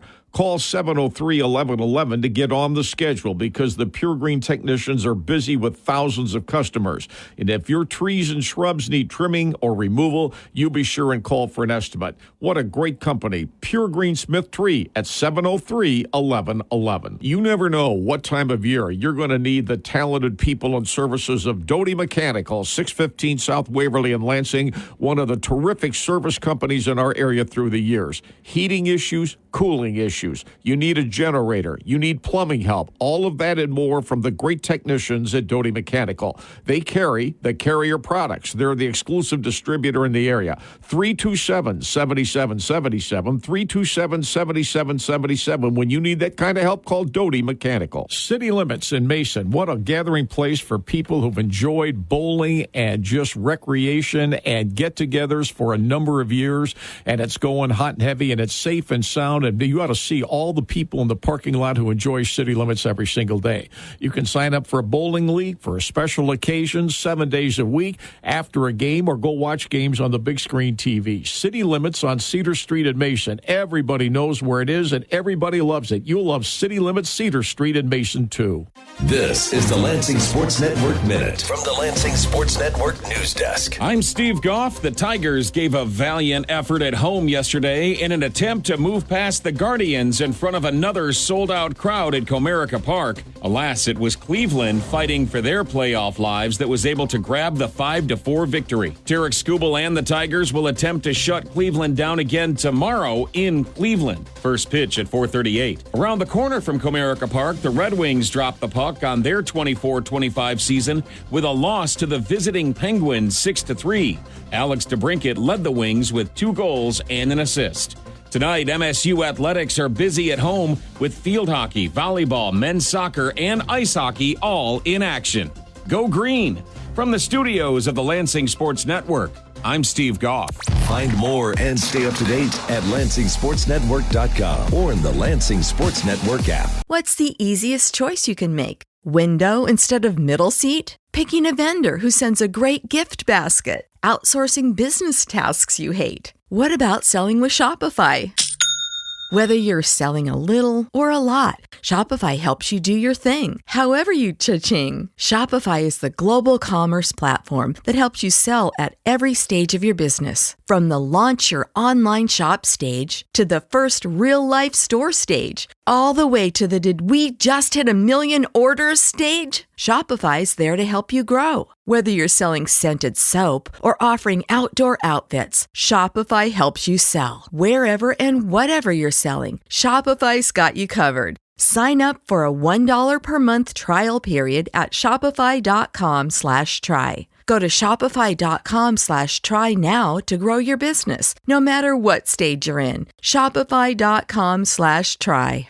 This could be your favorite sports bar in Lansing. Arts Pub, Kalamazoo Street in Lansing, serving all 3 shifts. Downtown in Lansing, 977-1033 for questions or carryout. The menu is at artspublansing.com. Closes at 11 p.m. each day. Outdoor seating, serves great cocktails, no reservations needed. Mellow game day hangout, serving a wide menu of pub grub and pizza and a shuffleboard table. Greg Sinacropi has done a great job making Arts Pub spectacular downtown. Candy Ford in Charlotte, the home of the greatest deals on wheels. They've had that slogan for years and years, and it just keeps getting better every single day. John Dykstra says it's worth the drive, okay? Down I-69 from the Lansing area to Charlotte to see the deals they have for you. They'll get you the best deal you can possibly find on a Ford vehicle, new or used. And if trucks are your thing, okay, Candy Ford is home of the greatest Ford trucks that there are available. You're always ahead whenever you choose Candy Ford. Worth the drive to Charlotte for sure. For everyone, enjoy golf this season at Michigan State's Forest Acres Golf Courses. 2 18-hole championship layouts, a state-of-the-art practice facility referred to as the Golf Center, 2 full-service golf shops, and a full complement of services. It's a big season. For information, call 355-1635 to get a tee time either on the east or the west and get a good chance to enjoy working on your game with a variety of friends. Michigan State's Forest Acres Golf Complex for you. One of the most popular restaurants in our area for years continues that way. Woody's Oasis on Trowbridge Road in East Lansing. As the saying goes, eat at Woody's, live longer with a Mediterranean cuisine. And now the menu has some wonderful new items they're all excited about. Chicken kafta, along with their Woody's burgers, gyros, fries, and a whole lot more. For all the information, the website, woodysoasis.com, or call 351-2280. Woody's. Eat at Woody's, Trowbridge Road, East Lansing, and live longer. On we go from the Driven Collision Studios. Let's remind you that besides Woody's, the Munn team will offer real estate help for you in so many different ways. You want the best buying, selling, or just getting some advice? John Munn's cell phone is 881-6623. Jan's at 282-6781. And remember, when you need groceries, in and out right away, no hassle, no wait, no muss, no fuss. That's Tom's Food Centers in Okemos and Portland. See for yourself. The Antaya family created Tom's Food Centers to serve you quickly and efficiently in Okemos and in Portland. From Comerica Park to Jackson Field, we've got the sports opinions that matter to you. From the Driven Collision Studios, we make friends by accident. On the Game, 7:30 a.m. Time now for the Gillespie Group Sparrow Stout on Sports Daily High School Salute. The Gillespie Group invites you to their Join Their Team campaign. There could be a career opportunity and a good fit between you and the Gillespies. Online information Gillespie-group.com/careers, or for any Gillespie information or a tour of its properties for sale, call 679-7364. One of the high school matchups tonight in Week 7 that has not got a lot of publicity this week, and I can tell you both coaches are anxious. They're both 4-2, Ionia at Lansing Catholic. They're both 4-2. And Ionia's been somewhat of a surprise. But Ionia, you will be facing tonight, statistically, the number one passing quarterback in the area. There's maybe a difference between who everybody thinks is the best, but the number one passing stats leader is Lansing Catholic's Alex Fernandez.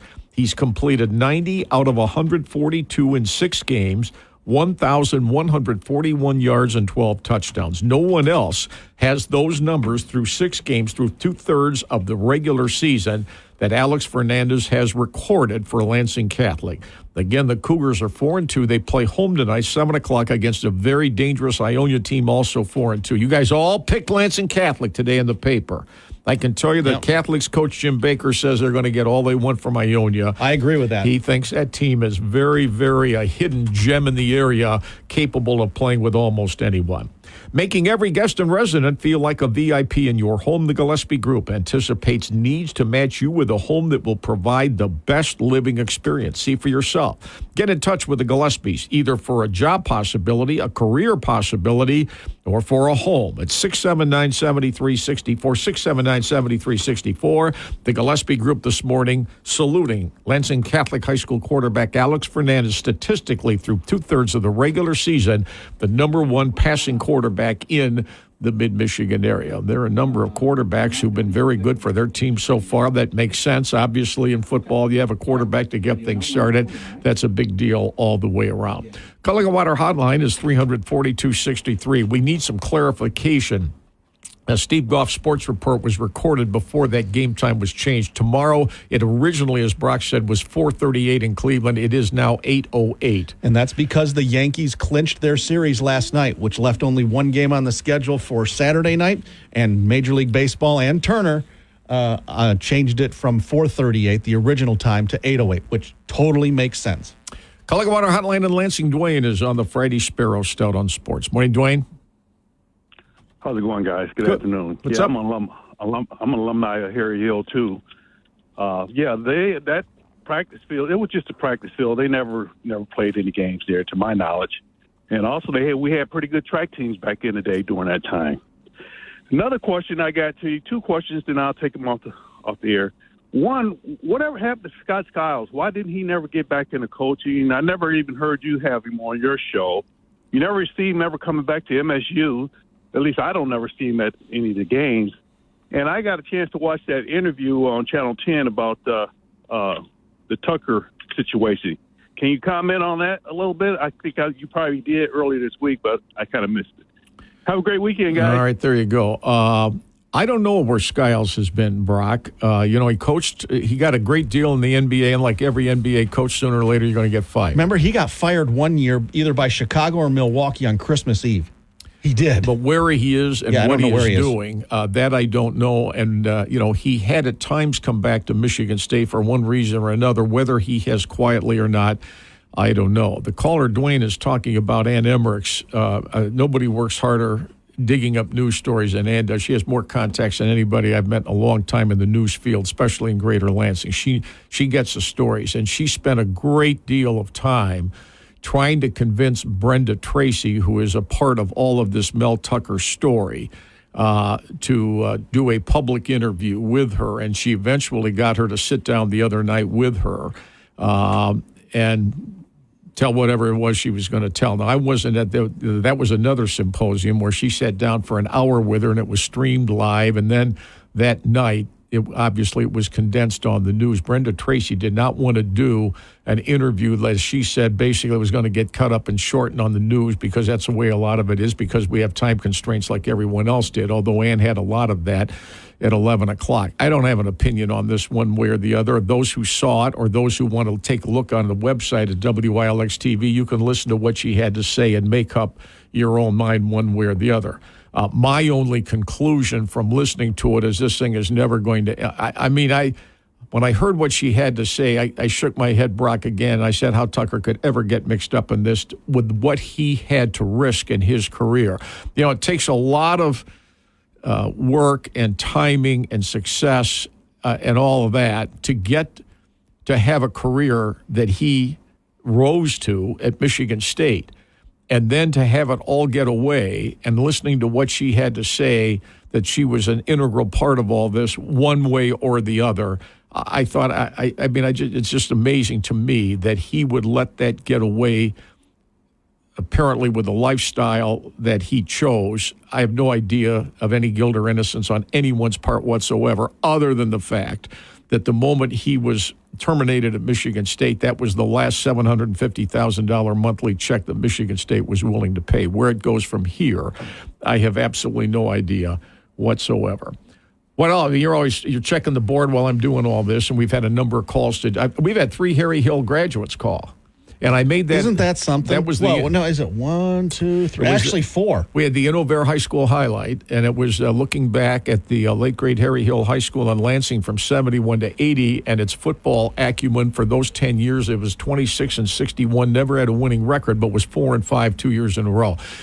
I think it's interesting, Brock, that Sam Vincent has that kind of interest in the Lansing high school sports scene. And yes, in the decades of the 80s when he played and prior to that, first of all, I think the number one reason was that the enrollment in the community at these schools was so different than it is today. Okemos, East Lansing, Holt, Grand Ledge, DeWitt, Mason, they didn't have nearly the enrollments that they have today. All were smaller schools. They were all then. much smaller schools. I mean, those were very, very small communities as compared to today. Didn't have near the high schools. And DeWitt the Lansing public schools were just dominant with enrollment. Yeah, I mean, and you didn't have nearly as many sports then. You had basically 9 boys sports back in the day. East Lansing was huge back then. Now the enrollment has... It's grown outward. DeWitt has exploded. But Grand Ledge is much bigger than it used to be. Holt is huge. But to Sam's point, the one sport I thought across the board, the 3 high schools, boys basketball, including Waverly, had tremendous players and teams. Waverly won a state title. Marcus Taylor played there. Sexton. Grand Ledge had Alf Horford during but that wasn't back in the 80s. Right. But when Sam played, and they played, and the coaches then between George Fox, Doug Herner, Paul Cook, just those 3 alone. Right. You had guys that had long coaching careers, and like Sam said, all 3 of the teams. I claim that his Eastern team, before he became a varsity player with Jay in 77, Eastern could have won the state title if not for Everett, but Everett knocked him out by 22 points in the first game. And that was Irvin's last shot. Right. He had never won it as a sophomore, junior. Came close, but didn't get to the finals. His last year, that was it or nothing, and they won it his senior year in 1977. So, but then Sam and Robert Henderson came after that. We're not talking about guys that are great players, and now they're going to Grand Valley State, with all due respect. One's going to Michigan and one's going to Michigan State. But I'm telling you, in their prime, and they both played in the NBA. You know, Sam was with the Boston Celtics with Larry Bird in the middle 80s. He was not a prominent player, but he was a player. He was a rookie on that great 1986 Celtics team. He was a rookie. He was like the 11th or 12th guy, but he was on that team, and he's got a ring. And he played with Michael Jordan with the Bulls later on. Not bad. That year, he got us tickets to sit on the parquet floor at the old Boston Garden for the last game of the regular season, not the playoffs. The last Who'd game they play? of the You know what? That I don't remember. Well, and parquet was so beat up. When we got done, I said, never look at the asked you condition of this thing. What'd you think of the old Boston Garden? It's not there anymore. It was, the Bruins were there and the Celtics were there. Boston is a pro sports town. Yeah, it is. It loves all those teams, and like the Philadelphia fans, it's hard on those teams if they don't do well, and they're very loyal if they do well. And most of the time, those stadiums are all pretty well packed. Fenway Park, the Patriots, and the Bruins and the Celtics. But they're all pretty good every year, collectively. Seems that way. Yeah, Philly fans are brutal as well. And remember the old days with not just Celtics fans were brutal at the Garden, but so were the Bruins fans there for hockey games. And in Philadelphia, Flyers and Sixers fans were just brutal as well. What I remember about that last game of the regular season in '86, I mean, those people just worshipped Larry Bird. I mean, they just worshipped. He was at the peak Larry of his Bird. career. He was at the peak of his career. What say you? What's on your mind this morning on the Culligan Water Hotline at 340-263? On we go with the Friday Sparrow Stout on Sports.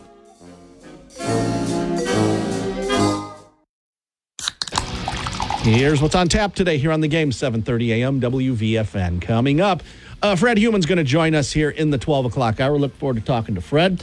And then at 1 o'clock, it's ESPN Radio. At 3, it'll be 2 hours of the huge show because at 5 o'clock, a special early edition of high school football. I'll have the pregame at 5 o'clock, Doubting Industries presentation of high school football.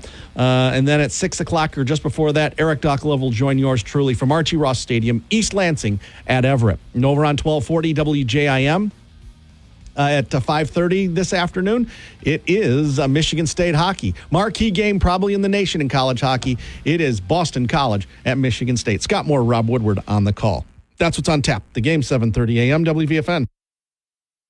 Young or old, okay, male or female, you got some pains, you got aches, Peak Performance Physical Therapy is where you ought to start first. And they've got locations now in DeWitt, Mason, Westshire Drive in Lansing, and also Grand River Avenue in Okemos. 853-6800 is the number. Before you go through all those doctors and any of those surgeries, let their people take good care of you, as they've done for so many people in the area. And hey, if you mention Stout on Sports when scheduling your evaluation, you receive a free gift when you come in for your first appointment. Peak Performance Physical Therapy. Quality Dairy, 89 great years serving the mid-Michigan area. If you live in this area, there's a Quality Dairy story near you for anything special anytime of the day. Hey, it's cider and donut season. Nobody has cider and donuts like Quality Dairy. And download the QD mobile app because you'll get great savings with it. Some of the stores, of course, have laundromats and there's gasoline elsewhere. But through your life in mid-Michigan, you know doggone well over all these years, Quality Dairy there to help you and serve you in the past and in the future, to be sure. Such exciting times at iDevelopment. 65 years young in the community. The East Side growing like crazy. Matt, tell us all about it. Tim, the east side of campus is growing. Hannah Plaza, we have new users like Chatura Grill, Spartan Edge Barber Shop, the Gaming Cantina, and iHeart Mac and Cheese. Over by Trader Joe's, Crunch Fitness is adding 11,000 square feet of space, and we're very excited about what's going on there. More great news as usual from iDevelopment, the official printer of the Sparrow Stout on Sports, ASAP Printing at the Jolly Okemos Plaza. Plenty of parking in front. Call 349-7300. This is Ed Giles' 31st year with a company that has grown every single year. Posters and signs, they're a specialty, but even business cards or anything smaller is there for you. You want the most reliable printer? Take our word for it. You don't need to go bid anywhere else. ASAP Printing for you in the Jolly Okemos Strip Mall. What's the easiest choice you can make? Window instead of middle seat? Picking a vendor who sends a great gift basket? Outsourcing business tasks you hate? What about selling with Shopify? Whether you're selling a little or a lot, Shopify helps you do your thing, however you cha-ching. Shopify is the global commerce platform that helps you sell at every stage of your business. From the launch your online shop stage to the first real-life store stage, all the way to the did we just hit 1 million orders stage. Shopify's there to help you grow. Whether you're selling scented soap or offering outdoor outfits, Shopify helps you sell. Wherever and whatever you're selling, Shopify's got you covered. Sign up for a $1 per month trial period at shopify.com/try. Go to shopify.com/try now to grow your business, no matter what stage you're in. Shopify.com/try.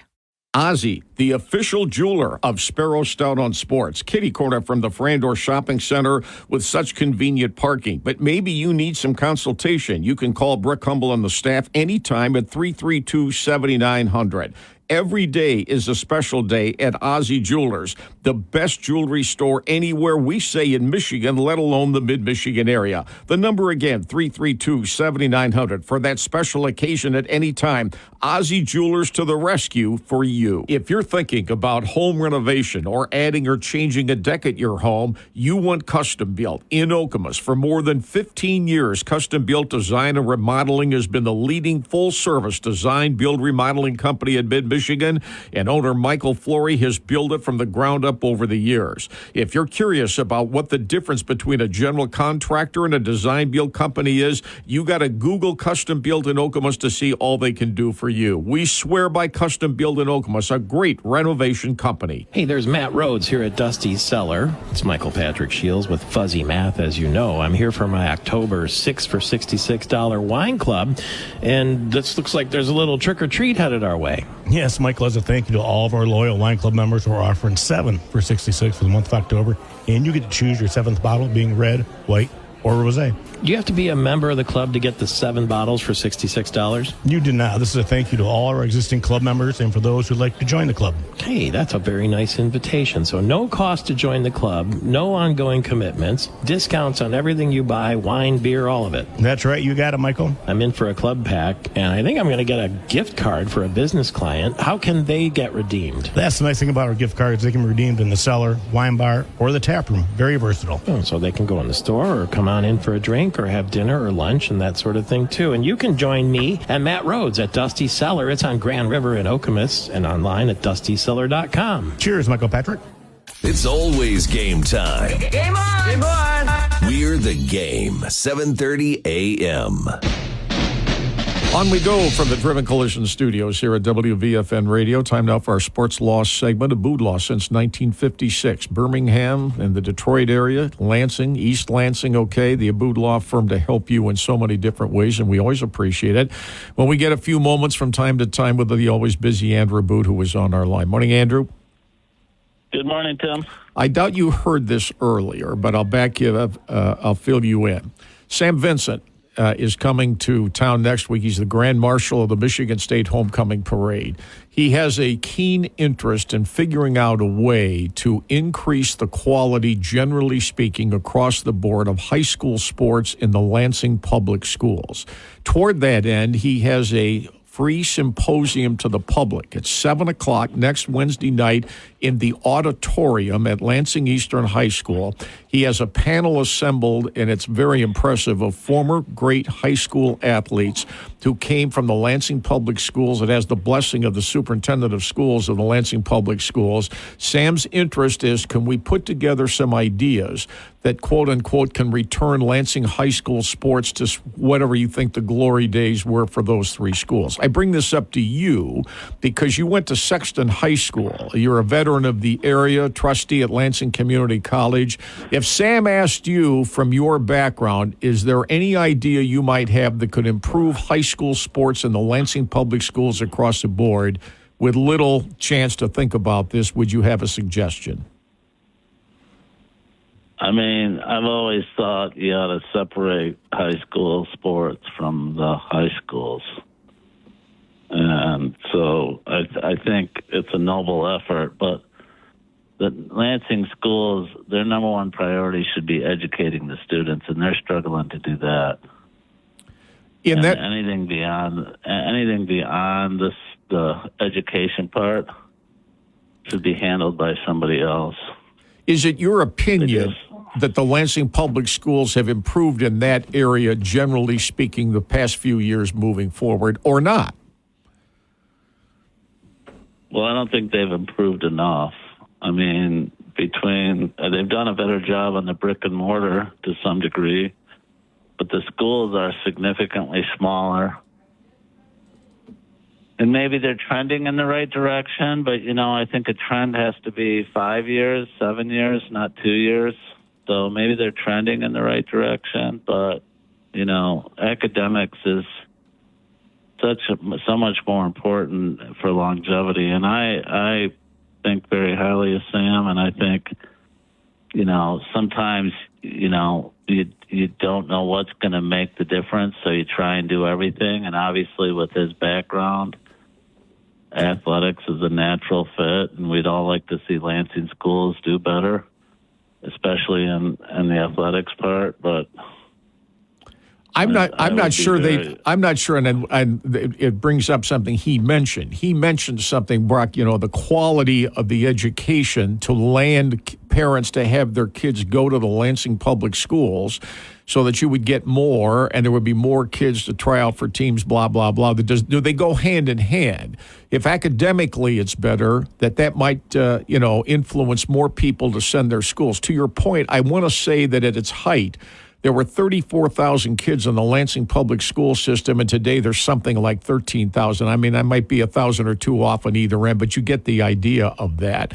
But only a portion of that is in the high school, right? Right. Only high schools are significantly smaller, and people that are going to transfer out generally do it in regards to the high school level. So that's why you see schools like DeWitt and Grand Ledge and Holt have a significant larger population than they did back when I was in high school.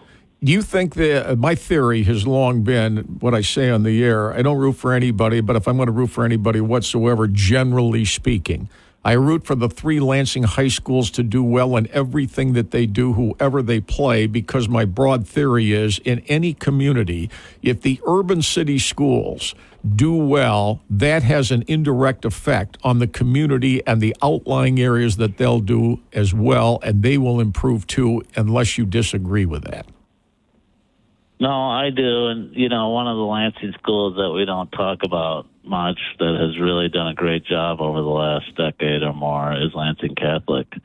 And, they've seemed to find a way to not only do well academically, but and obviously do well athletically. And they obviously have a lot of boosters, and they've made a complete commitment. I think it helps when you have a single high school in a community to rally around, which, Lansing Schools is divided 3 ways, and it doesn't seem to be, it doesn't seem to necessarily allow us to draw a rallying point. But if you go to Sexton High School, I'm not sure the capital improvements they've made there since I was there are just not sufficient. And, it looks a lot the same, yet, 40 years removed, deteriorated significantly. And that says something to the students who are there about how much, the community cares about them when they're walking into a Sexton High School and then they may go play DeWitt or Holt or Grand Ledge. I mean, there's a significant difference in commitment. I agree. We had kids in both private and public schools, and through all the years, as you know, education has been a political issue. Without getting political, when I hear those who say, well,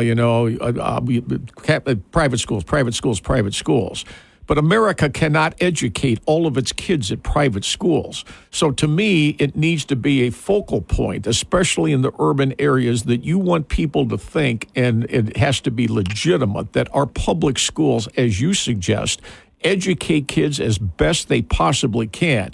My sense is there are a lot of teachers in public schools across America that have to deal with kids who come to the classroom every morning with a massive amount of issues that maybe kids in outlying areas don't have to face. If you have a thought about that.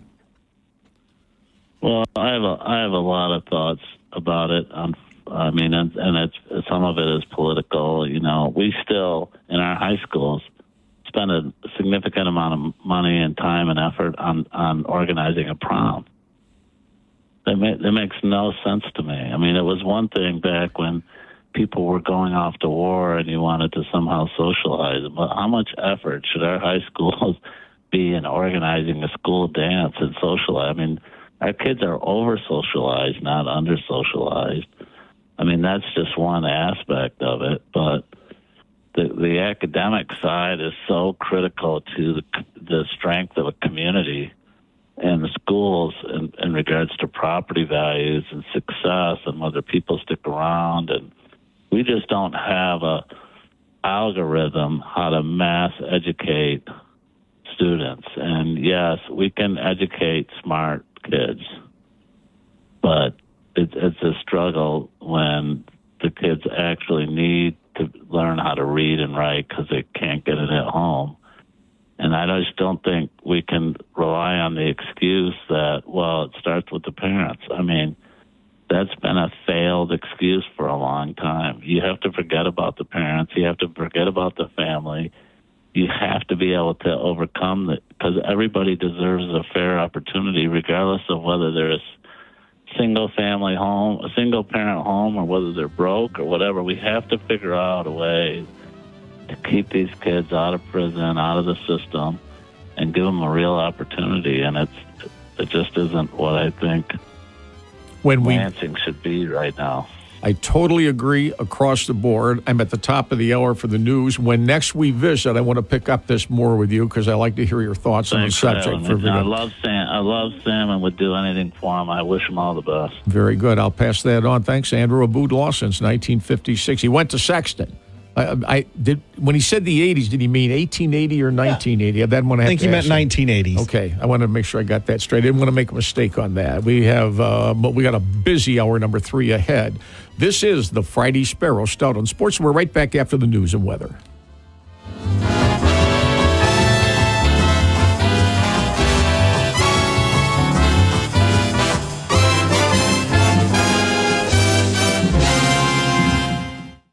Prescriptions require an online. At Baker's Pharmacy, CARE is making it easy to get vaccinated. CARE is helping you stay protected from flu, COVID, and RSV. Seasonal vaccines are available 7 days a week with evening hours.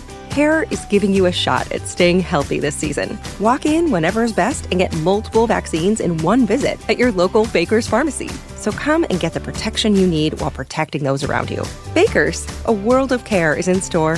Visit bakersplus.com/vaccines for more. Restrictions and exclusions apply. See site for details. Back to the best in sports talk now. We're Lansing's #1 source for sports talk. The Game, 7:30 a.m. Welcome to the third and final hour of the Sparrow Stout on Sports, starring Tim Stout on The Game, 7:30 a.m. Hour number 3 this morning brought to you by Capital Region International Airport. Check online to see what Breeze Airways has relative to its flights to Florida in the aftermath of the hurricane, okay, to Orlando and Fort Myers and back. Just go online, simple as that. And Apple Vacations, of course, with 3 new locations beginning in January to the Caribbean. As we like to say every day and every way, whenever you can do it, there's a lot of advantages to flying Lansing first. Dave Ellis is on hold. He's got an update from the Superior Dome. Where Michigan State plays men's basketball against Northern Michigan, 1 p.m. Sunday on the Big Ten Network. And Dave Ellis, our insider, he just sent me some text pictures of some issues inside the Superior Dome. He says some logistical issues for the Superior Dome setup. They are just getting the floor down now after a turf removal issue. That's what he texted, and he's on the other end of our line. Take that story from there. What's the latest? Well, I'm actually standing on the floor of the Superior Dome right now, Tim. So hello from Marquette. As we know, this is where Northern Michigan plays football. And because it's a multi-use facility, the turf is not permanent here. They actually have it on a big roller, and they roll it out when they're going to use it. And when they're not using it, then they roll it back up. It's a brand new turf roll this year. And when they tried to roll it up earlier in the week, it wouldn't go up correctly, and they were wrinkling it all over the floor, and it just wouldn't go back onto the rollers. So they were even to the point where they had box cutters down, and they were stripping edges off of this turf to get it to roll back up and make it available so that they could put the basketball floor down. So not exactly the way that Northern Michigan wanted to start the week, but they did finally figure it out. And the floor right now that used to be in the Berry Event Center is being installed. I'm watching them put the slats down as we speak, and the bleachers are going up around them as they try to hustle this thing together and get it ready to go. And that's artificial turf, of course, inside the dome, right? It is, yes. There's no way to grow anything in here other than the noise. And will the Northern Michigan team get a chance to practice on that or shoot on that as early as today? I would think right now that they will have it ready to go. I'm looking, and I don't see any baskets delivered yet, and the floor is probably a good maybe 30 minutes away from being complete and put out there. They're doing a a little bit of extra work with it because this floor has not been used now since last spring when they took it out of the Berry Event Center. So it will be one of the last uses of this one, too, because Northern Michigan will not play their basketball other than this game in that facility anymore. They have a permanent floor in the new Vandeman Arena, where I sent you the picture, too, that Tom Izzo already has his number 10 installed on the wall up there. We saw that yesterday, so it's up and ready for the ceremony when they officially retire his number. But, I think they'll be able to get a shoot-around in here today and definitely tomorrow. So where is this floor coming from? Where was it removed from to put down in the football stadium? So the Berry Event Center up until this season was a multi-use facility that was mostly used for hockey, but was also used for basketball. So kind of like the Cole Center in Madison, once when basketball was playing, they'd put the floor down, and when they weren't, then they'd take it out, and it was a hockey rink. So made it tough for both of the teams that they couldn't practice on their competition floor, and that's one of the reasons why hockey needed it all the time, because they had to move to a different facility to go skate, and it made basketball mad because they couldn't get into practice either, and it wasn't a great shooting facility, so they moved them into what was the previous volleyball arena, and now volleyball and basketball are sharing, which is a much easier way to do it than trying to do it with hockey and basketball that are in the same season. So this is the old floor from the Berry Event Center. It was made by a local company here in the UP, the same one that does all the flooring for the Final Four and for the NCAA tournament. So it is a quality floor. It's just not going to be used much anymore now that there's a permanent floor in the Vandeman. So when did the festivities get underway, if that's the right term, for the weekend, if you know? And when does the Big Ten Network arrive to put all of its stuff together? Because the Big Ten Network that I know of doesn't do much broadcasting from Marquette, Michigan. That's very true. The truck has arrived. The mobile TVG truck is in the parking lot, not on the normal spot where we would put a TV truck here. It's kind of on the end rather than on in behind the press box. So they're going to have a couple of different cable runs to do. And this building is not pre-cabled, so they have a lot of cabling to do once they get in here. And the crew call, I think, is for noon today, so they should start showing up very soon to start pulling all the camera cables in. They will hopefully have everything ready to go up and faxed by tomorrow, and they'll have to pull it right back out on Sunday after the game's over. So that will be some time taken to do that. And once that's together, then they'll be in good shape. If you're in town, if you're coming to Marquette, there's a big pep rally at the Black Rocks Brewery tonight, the famous microbrewery here in Marquette that's got a Wildcat-themed beer, and they made a Michigan State-themed beer for tonight, so they're going to have a little fan party here, and then they're encouraging people to tailgate on Sunday starting at 9 a.m., but the weather forecast is not going to be great for that. Right now, I saw 47 degrees with a 20-mile-an-hour northwest wind and rain. So if you're a really hardy tailgater, you might be out there on Sunday, but it will be tough out there to really get a good tailgate in and enjoy the weather. It's great today. It's going to be 70 degrees, and it's absolutely perfect October weather up here. Maybe a little cloudy, but not too bad. Unfortunately, it's going to keep downgrading going into Sunday, so I'm sure everyone will be very happy when they get inside the Superior Dome for the game. Izzo says he thinks that there's a lot of Michigan State people making the trek to Marquette for this game. Toward that end, do you know when Michigan State arrives? They fly up today, and they will arrive at Sawyer International Airport and then be bussed into town. So they'll be here for 2 days, which is a little longer than a normal road trip when you would come in the day before. They'll get a chance to run around town a little bit. In my interview this week, Tom said his number one priority is we got to find a way to get all these guys some pasties. So we'll see which shop they end up going with. They'll have some kind of a pasty dinner at some point or a lunch, and Tom's going to kind of show them around town a little bit, and they'll have the extra time to do that after they get in today. And toward that end, the game itself, of course, he'll be in his glory up there. Do you know when how are they retiring his number? Is there anything being done during Sunday, or is all of that going to be done tomorrow somehow, some way? Yeah, the actual ceremony, I'm led to believe, will be tomorrow. In the Vandeman Arena, because obviously you're not going to hang it up in the Superior Dome. So they will make a reference to it once it's in the building here on Sunday, but the actual retirement ceremony will be in the Vandeman Arena on Saturday instead. One of the big things that they're having to get around here is that the Superior Dome, and that picture I showed you, there's no center hung scoreboard.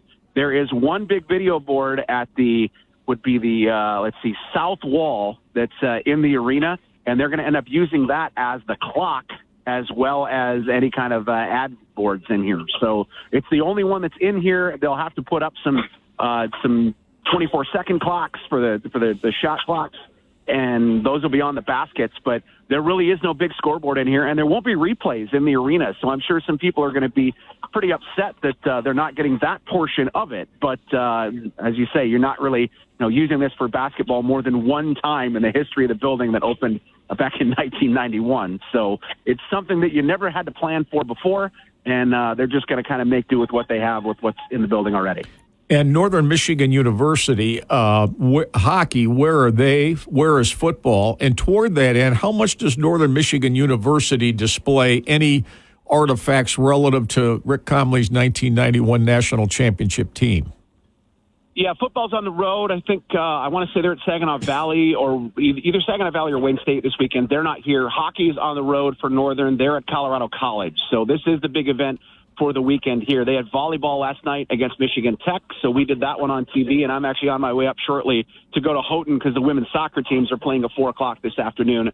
So there are some other Wildcat sports going on, but for the most part, they're using Saturday, all the sports, as a major recruiting visit weekend where they can bring kids in and show them the facility in this huge event. One of the things that's displayed in the Superior Dome is the NMU Sports Hall of Fame.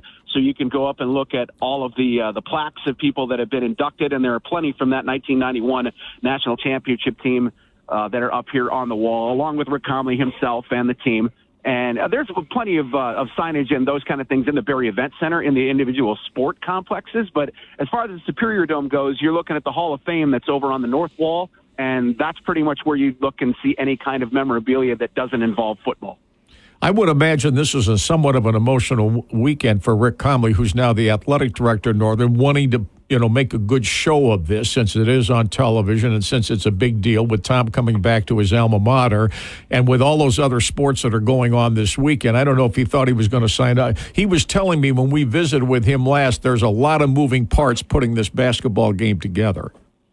Absolutely. I mean, I'm just looking at the people that are in here putting up the temporary seating that's going to be on the floor, and there's an army of about 20 of them, along with the 15 that are installing the floor itself right now. So it is a hive of activity right now, and part of that is because they did have to kind of compress the schedule of when they were going to get things together thanks to the turf issue. But Rick was on local TV this morning, and I saw him last night at the volleyball match, and he's just beaming right now that this is one of the rare opportunities that you'll get for your university in a place like this to get national exposure that you can't pay for exposure like they're going to get this weekend. So he's very happy with how things are going, and if I get a chance to kick him in the ribs or get a chance to see him during the day, I'm sure he'll be doing nothing but smiling. All right. Tell him I said hi. If you do see him, have a great weekend. When we visit on Tuesday, you can give us a recap of how it all went, and I appreciate your checking in this morning. Yeah, I mean, they were already talking about it. This is the biggest indoor event that's really ever been held in the UP. It's a place where, the big events that happen for UP sports fans are someplace else. They're at Lambeau Field. They're at the Breslin Center. They're at Ford Field. You never get them on the ground in the peninsula. And every other huge event in the last 10 years that have finally started to come here has been a hockey game. So this is really a big one. And everybody here in town, there's a great buzz, and it's going to be a lot of fun. For all the Yoopers that are around, from Sault Ste. Marie to Ironwood, we're all going to be proud to see this game happen on Sunday. All right, good, Dave. Appreciate all the thoughts and the information. Nobody's got it like we've got it from you. Have a great time up there. Again, tell everybody I said hi, and we'll talk to you next week. Sounds good. See you then. There you go. Are we carrying that game Sunday? It's on 1240 WJIM and Classic Rock 94.9 MMQ. They are treating it like a regular season game, so it's not a regular season game, but the format's kind of that way. So it's not going to be like a regular exhibition, like it's a 15-minute pregame. It's actually pregame at 12 noon and then 1 o'clock tip-off. And then after that game's over, we'll join the Lions pregame in progress. And of course, Lions and Cowboys here on WVFN and on 94.9 MMQ. Well, I mean, the weather could be shaky anywhere in Michigan Sunday from the standpoint of colder and maybe a little grayer. It's October. You can watch the basketball game at 1 o'clock on the Big Ten Network, and then the Lions are at Dallas at 4:25 on Fox. ESPN is quoting Dak Prescott the quarterback for the Dallas Cowboys, is saying we cannot lose another home game. We have to win this game on Sunday, get the bye week, and then go on from there and redo it, everything. We cannot lose another home game. The next one is with the Detroit Lions on Sunday. What say you? Culligan Water Hotline is 342-63. On we go. This is the Friday Sparrow Stout on Sports. The Emerald, one of the great public golf courses in all of Michigan, just north of St. John's. You make your plans for 2024 now. You want your outing at the Emerald for 2024. Choose the Emerald for your next special golf event and let their staff show you what a golf outing is about at 224-6287. And the Emerald is a great place to host your social events, from intimate gatherings to parties and receptions. Jay and Katie Eccleton will take good care of whatever you want any time of the year at the Emerald. Culligan Water of Lansing, a wonderful partner of the Sparrow Stout on Sports program for so many years, for so many good reasons, because so many people love Culligan. And Craig Prang of Culligan is here to tell us the latest heading into the fall. Craig? Yeah, a lot of people call about drinking water, and we have options for you. You may want bottled water. You may want a cooler. Most popular system right now is the reverse osmosis, and that's actually a filtering system that we can put into your house. Many times attach it to the refrigerator also, but it gives you purified water. We'll take all the total dissolved solids out of it for you. And if you rent the unit, we take care of the filter changes for you for free. And if you opt for the bottled water, we even have a 24/7 loading yourself option at the plant. Just give us a holler. We can take care of you. There are so many things that Culligan can do for you in so many different ways. 393-1900. Craig Prang will take care of you on the phone or stop by Dunkel Road in person. Bull Janitorial, the name to trust in the commercial cleaning industry around mid-Michigan. They offer a wide range of janitorial, custodial, and maintenance services. In addition to professional cleaning services, they also supply materials and equipment such as restroom supplies and more. There is not another commercial cleaning company you'll find that does it all for you like Bull Janitorial. They're open 24/7 when you need help. Call them 694-6642. Great employment opportunities at Bull Janitorial as well. Farm Bureau Insurance of Michigan, dedicated to serving this state and only Michigan. Founded in 1949 by Michigan farmers, members of Michigan Farm Bureau, who wanted an insurance company that worked as hard as they did, gave honest service, cared about Michigan's future. More than 800 associates to serve you. Nearly 450 agents over all regions of Michigan, prepared to protect you from the risks of everyday life. Check out the ratings, and you'll find that you always win with Farm Bureau Insurance of Michigan. This is the Lansing Sports Network Minute from the Lansing Sports Network News Desk. I'm Steve Goff. The Tigers gave a valiant effort at home yesterday in an attempt to move past the Guardians in front of another sold-out crowd at Comerica Park. Alas, it was Cleveland fighting for their playoff lives that was able to grab the 5-4 victory. Tarek Skubal and the Tigers will attempt to shut Cleveland down again tomorrow in Cleveland. Around the corner from Comerica Park, the Red Wings dropped the puck on their 24-25 season with a loss to the visiting Penguins 6-3. Alex DeBrincat led the Wings with 2 goals and an assist. Tonight, MSU athletics are busy at home with field hockey, volleyball, men's soccer, and ice hockey all in action. Go green! From the studios of the Lansing Sports Network, I'm Steve Goff. Find more and stay up to date at LansingSportsNetwork.com or in the Lansing Sports Network app. What's the easiest choice you can make? Window instead of middle seat? Picking a vendor who sends a great gift basket? Outsourcing business tasks you hate? What about selling with Shopify? Whether you're selling a little or a lot, Shopify helps you do your thing, however you cha-ching. Shopify is the global commerce platform that helps you sell at every stage of your business. From the launch your online shop stage to the first real-life store stage, all the way to the did we just hit 1 million orders stage. Shopify's there to help you grow. Whether you're selling scented soap or offering outdoor outfits, Shopify helps you sell. Wherever and whatever you're selling, Shopify's got you covered. Sign up for a $1 per month trial period at shopify.com/try. Go to shopify.com/try now to grow your business, no matter what stage you're in. Shopify.com/try. One of the great recreation centers in our area for more than 50 years. Royal Scott Golf and Bowl just west of the airport. Fun for everyone every day all year long. Golf, bowling, food, banquets, parties, and so much more. Check out the brand new 5,600-foot LED screen in the bowling center. No other house has such a feature in America. Bowling leagues and golf indoors are out all year long and so affordable where everyone can have fun. Royal Scott Golf and Bowl. So affordable and so much fun for you always. Dreaming of a fun and affordable getaway? Breeze Airways can take you there. With Breeze Airways, you can fly direct from Lansing's Capital Region International Airport to Fort Myers and Orlando for just $79. What are you waiting for? Go to www.flybreeze.com or download the Breeze app to book your trip. Breeze Airways offers flexible and friendly policies, so you can always travel with peace of mind. Come and see why we were just awarded the 2024 Apex Award for Best Seat Comfort in North America. With Breeze, traveling from Lansing to fun, sunny Florida destinations has never been easier. Breeze Airways. Seriously nice. $79 no flex fare promotion is available only when booking a new reservation for LAN, RSW, RSW, LAN, LAN, MCO, and MCO, LAN. Promotion must be purchased by October 31, 2024, 11:59 p.m. ET for travel from September 24, 2024 through February 2, 2025. Price displayed includes taxes and government fees. Fair prices, fair classes, rules, routes, and schedules are subject to change or exemption without notice. Any changes or modifications to qualifying promotional reservations will be subject to fair repricing. A difference in airfare at the current fair price may apply. Other restrictions and blackout dates may apply. One of the great success stories I've seen in Lansing business through the years is the growth of Desmond Ferguson's Moneyball Sportswear, founded in 2002. The former standout area basketball player already has a gorgeous store in the Meridian Mall, and his new headquarters location now at 927 West Saginaw in Lansing, it's up and running. Moneyball outfits hundreds of athletic teams worldwide, and its athletic leisure wear draws rave reviews. If you have questions, call 393-0763.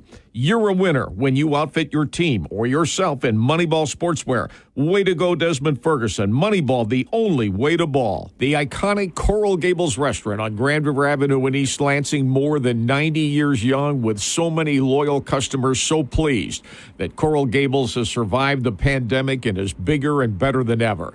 Catering, carry-out, employment opportunities, all of that at 337-1311. And the fish fries are spectacular on Friday night.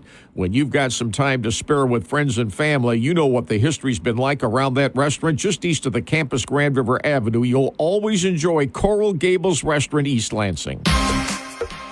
If you want pizza this weekend or any time, 12 months a year, 6 locations, Cottage Inn Gourmet Pizza with a vast menu of other things that you'll enjoy as well. Cottage Inn Gourmet Pizza is a pizza we recommend, and Spagnolo's is the Italian restaurant in the area we think is tops. Grand River Avenue, 3 miles east of the Meridian Mall, only closed on Sundays, okay?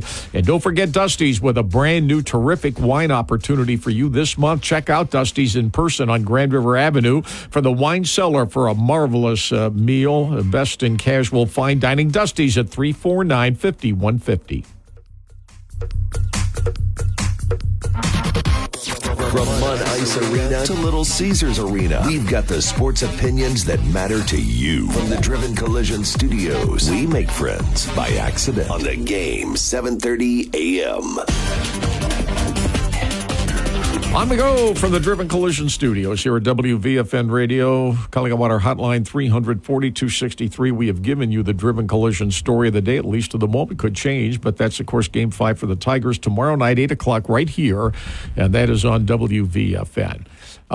One of the stories that has developed a little bit this morning, and a part of it's because we watch the monitor of ESPN on the wall. The New York Jets are never out of the limelight on ESPN.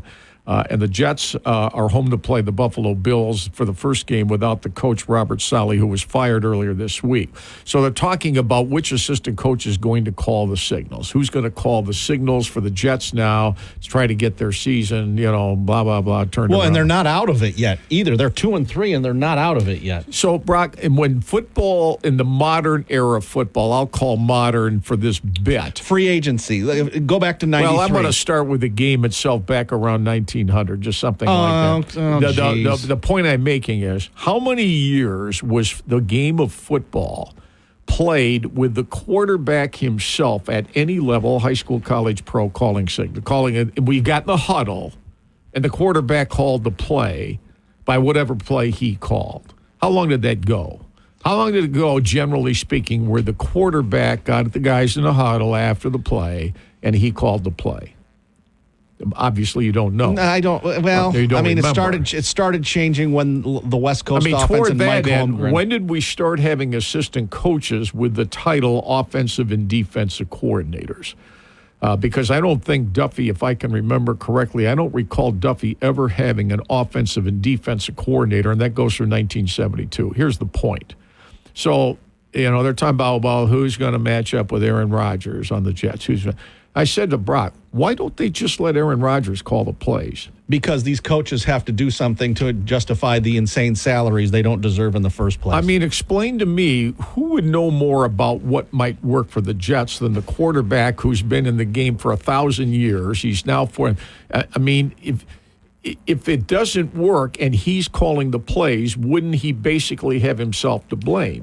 Back in the 80s when Joe Montana was in his prime, there were a lot of times Bill Walsh, part of the reason why he was a great coach, he trusted Joe Montana to call his own game. And there were a lot of times, not every time, but there were a lot of times he called his own game. But why is it not possible that in a huddle that the wideout comes to Rodgers or any other quarterback and says, hey, I can beat this guy with whatever this play is we call. Right. Hey, this guy, he says, hey, in other words, that's what they huddled up for, was to get a play. But if it's sent in, why is it automatically a better play from the sideline or wherever it comes from than the quarterback calling it himself? I'd love to see somebody at any level of the game say, you know what, let's try out where our quarterback is going to call the play. But these coaches don't trust their quarterbacks. Mike Holmgren was the first guy. He didn't trust Brett Favre in the early 90s, so he basically mandated that Holmgren call every play. I mean, in the modern day, that's fine if you win. But if you don't win, then we have a controversy, within the locker room of, that you're going to get into it with the coordinator, the head coach, whatever, that the plays you guys are calling are not, we're losing. If you win, there's probably minimal friction. Sure. But if you're not winning, especially if your offense is struggling. Now, look, if you let whoever the Michigan quarterback is, call the plays, say for a game or whatever. I don't know, because they have other issues in terms, in my opinion, of talent. But the way they're doing it, their offense hasn't exactly lit it up the way it did last year with J.J. McCarthy and Blake Corum and the other cast of members they had. I've just always wondered, why is it automatically better that some coach sends something in that the 11 guys on the field wish that play hadn't been called in the first place, but reluctantly we've got to run it. And to me, it's way too conservative in many, many ways. I still have never understood, and my wife says this all the time, and I totally agree. When you take just a straight handoff up the middle, what is that play designed to do? Oh, that's what is that play designed to do? And if it's like 3rd and short or 4th and a yard, how many times do you see the straight run? And I'm not talking about the new modern tush push. I'm not talking about that. Where you hand it off and they go right up the middle. Then it's just an absolute rugby scrum to try to see if our guys are strong enough to push those guys out of the way if we can get a yard or whatever, which frankly to me looks like you're advertising that's what you're going to do. But you basically have all 11 guys that are trying to go in the same direction close together. And for the most part, it tends to work for the teams that use that because they've got strength up front. But when I see these drives you nuts. No, but he knows I'm not being facetious. If I was an offensive coordinator at every level of football, we have no plays between the guards. We don't have any plays other than a quarterback sneak. I mean, I guess other than that, but we're not going to call a play and aim it at the middle of the defense. To use the old Woody Hayes line about it being military, that's like attacking someone in a war and you're going right straight at their strength. I mean, don't you try to flank them to get away from their strength and attack to protect your own people? So what in football, why are you aiming right at their strength? What's the play designed to do in the first place? So now you got you've wasted it down, and now you've got a longer way to go. So now they know you're going to be a little more open because you got to get more yardage to get a first down and keep it going. I've never understood the conservative. That doesn't mean that every other play outside that's going to work, but it would seem to me if you can get your players in space, you got a better chance to have them move than just aiming them right into the middle of the defense. But in that regard, for as much friction as Aaron Rodgers has had over the last few years about the play calling, why not Would you mind calling the plays yourself? And if it doesn't work, then we'll try something else the next week. I would think he would embrace that. Or other quarterbacks like Jared Goff. But these coaches don't. Do you think their the guys. Lions' offense would be different in any way if Jared Goff called the plays instead of Ben Johnson, the offensive coordinator? And does Ben Johnson get a lot of praise? But the reality of it is, look at the talent that he's working with in the first place. I mean, if you don't have the players, you call any play you want. It's not going to work because your players aren't good enough. But if you have some of the offensive weapons the Lions have, can you get into an area of thinking where, well, how can we possibly miss? Look at the talent we got with this guy.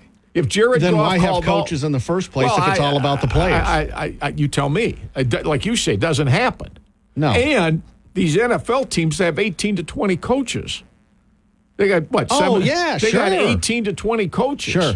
I don't know what they all do, but Yeah. that's what the Pistons have, 8, 9 assistant coaches. What do these guys all do? Well, it's what I've thought about Phil Jackson, why I think he's the most overrated When the Pistons great were here coach the ever. other night, did you see where they were putting those assistants? Tim, we've been over this. I know. thought they were going to have to sit in the upper deck because there wasn't room behind them in the lower bowl. It's like I've always felt about Phil Jackson. It's much, and other high school coaches have disagreed with me on this. It's much easier to coach when you got number 23, Michael Jordan, on the side, because at the end of the day, here's the ball, Michael. Go play. I would say that about a lot of teams. It's amazing to me how Popovich won in San Antonio with Tim Duncan, and then when those guys left, they were 18 and 64. Is that a coincidence? But the original point was Aaron Rodgers. I thought for the Jets, why not ask Aaron Rodgers, do you think there's value in having you call the plays? Because we're in transition now. None of those guys may end up being there at the end of the season. So if we took the guy, how would Aaron Rodgers do it differently from what they've done, if he would do it differently at all? And for that matter, would he change personnel? Do you think Aaron Rodgers thinks the 10 guys around him are the 10 guys he'd pick around him if it was his call? So... And I'm not saying bad about every quarterback, but this guy has been around, right? He's a Hall of Famer. I mean, the guy does have experience. Regardless of what anybody thinks about him personally, he's a Hall of Fame quarterback. In the heat of battle, would he know this gives us, in my opinion, a better chance? I want to throw the ball down the field to the tight end, whatever the call is, or I want to go deep with this guy or over the middle with this guy, or I want this guy to run, whatever it is.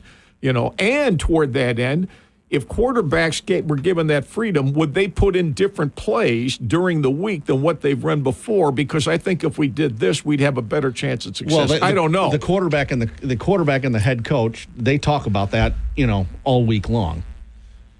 I mean, even at the high school level with proven quarterbacks. That's a little different in high school. I'm not sure. If you got a senior quarterback who started 3 years and knows his guys and they want to, these are what we want. If it doesn't work, you can change it. You can call the plays from the sideline. Then why have coaches in the first place if the players there are just a lot of call other the game? things to do. Yeah. I mean, there are a lot of other things to coach that have to be especially in dealt high with. school. Coaching is more important than high school than at any other level. Don't get me wrong. I don't think the Jets are going to let Aaron Rodgers call the plays. No. I'm just saying they're trying to figure out who should call the plays. And every time I see the video, it's of him looking at a clipboard or whatever, and I thought, why can't he just call the plays and see what... If it doesn't work, you can always try something else.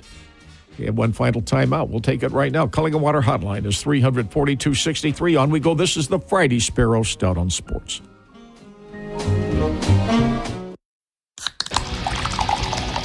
Here's what's on tap today here on the game, 7:30 a.m. WVFN. Coming up after we're done at 1 o'clock, it's ESPN Radio. Then it's 2 hours of the huge show because at 5 o'clock, it is Doubting Industries' presentation of high school football, a special 5 o'clock pregame with a 6 o'clock kick. I'll have the pregame of East Lansing at Everett, and then Eric Doc Love will join me from Archie Ross Stadium just before 6 o'clock for the kickoff. Over on 1240 WJIM tonight, or this afternoon, technically, 5:30 p.m., Michigan State hockey hosting Boston College. That's on 1240 WJIM, beginning at 5:30. That's what's on tap. The game, 7:30 a.m., WVFN.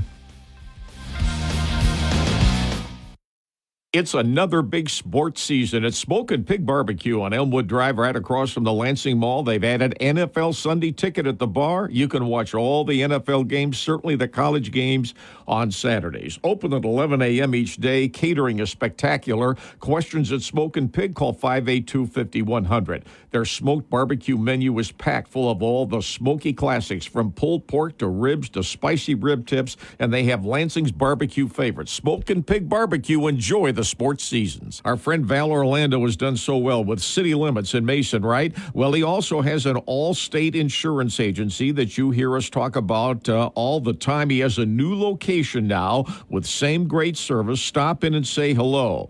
The new all-state office next to the Secretary of State's office on Cedar Street and College Road, just off 127. Call for information on all state insurance options at Val Orlando's agency at 969-5300. That's 969-5300, Val Orlando's All-State Insurance. You're not sure your knees can handle 18 holes, but I am. You can't imagine a morning without pain, but I can. You've never heard anybody make that sound, but I have. I'm Dr. Michael Shingles. Dr. Arjuna Cuddyback. Dr. Andrew Scorfar. We've seen it all. And now you can see us here at University of Michigan Health Sparrow. Mid-Michigan's nationally recognized orthopedics and sports medicine center. Learn more and find a highly skilled specialist at ufmhealthsparrow.org/orthopedics. Prestige Wine Imports, importers of a distinguished and diverse portfolio of high-quality Italian wines from the Italian Alps to Sicily. Well, they've now made their way to the mid-Michigan area, and the Sono Rosso and Mezza Corona wines are as popular as ever with mid-Michigan wine enthusiasts. You can find the Sono Rossos and Mezza Coronas at Dusty's Cellar in Okemos on Grand River Avenue. Ask Matt Rhodes about those, and maybe he'll give you a taste test. Or Horrocks on the west side. Sono Rosso and Mezza Corona wines, you'll love them. What's the easiest choice you can make? Window instead of middle seat? Picking a vendor who sends a great gift basket? Outsourcing business tasks you hate? What about selling with Shopify? Whether you're selling a little or a lot, Shopify helps you do your thing, however you cha-ching. Shopify is the global commerce platform that helps you sell at every stage of your business. From the launch your online shop stage to the first real-life store stage, all the way to the did we just hit 1 million orders stage. Shopify's there to help you grow. Whether you're selling scented soap or offering outdoor outfits, Shopify helps you sell. Wherever and whatever you're selling, Shopify's got you covered. Sign up for a $1 per month trial period at shopify.com/try. Go to shopify.com/try now to grow your business, no matter what stage you're in. Shopify.com/try.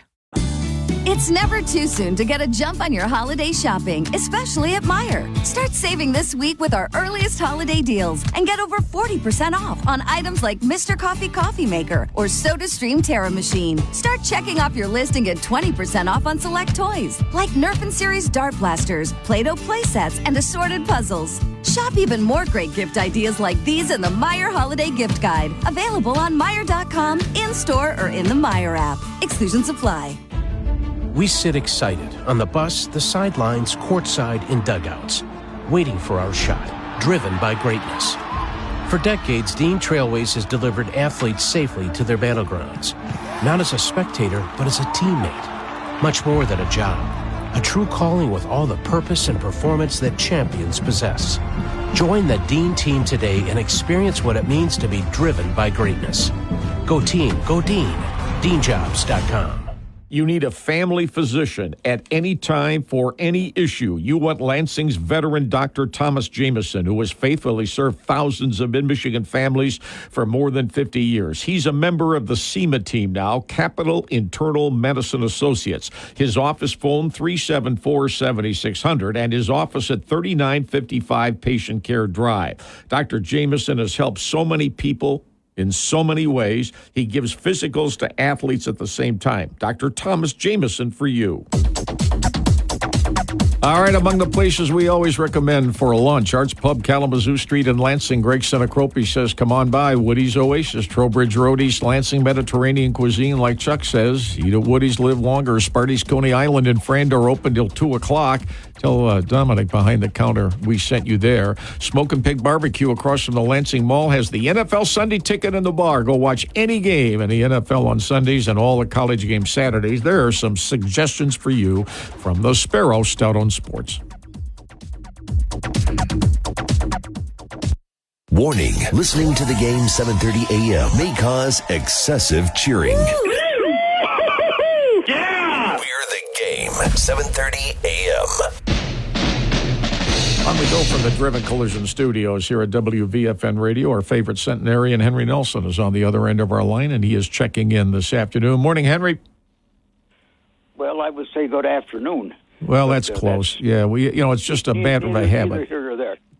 Your discussion of calling the signals in the huddle, you would have to ascertain when the huddle was first developed as a start. You know the story, I assume, how they developed it? Well, I would rather hear your version of it because it's probably more credible than mine. Well, I was going to say I'll give you my version, and you two can correct it if I'm wrong. Gallaudet, I think it was a college. It was for the deaf in Washington, D.C., I believe. Yeah, Gallaudet, which is a famous school for deaf students. Yes, right. Yeah, and obviously they could not use voice on their plays, so they developed the huddle where they could communicate with one another. And other schools thought that was a good idea, and hence the huddle was born. I mean, this is why we like to have you. That sounds good to me. On the air. I believe you. Henry, we have to ask you this question. Brock and I were saying to ourselves by memory, isn't your birthday in the month of October? Yes. Has it come and gone yet, or is it still ahead of you? 16. The 16th. Now, am I out of line to ask you what is the celebration going to be on the 16th, and what's the magic number?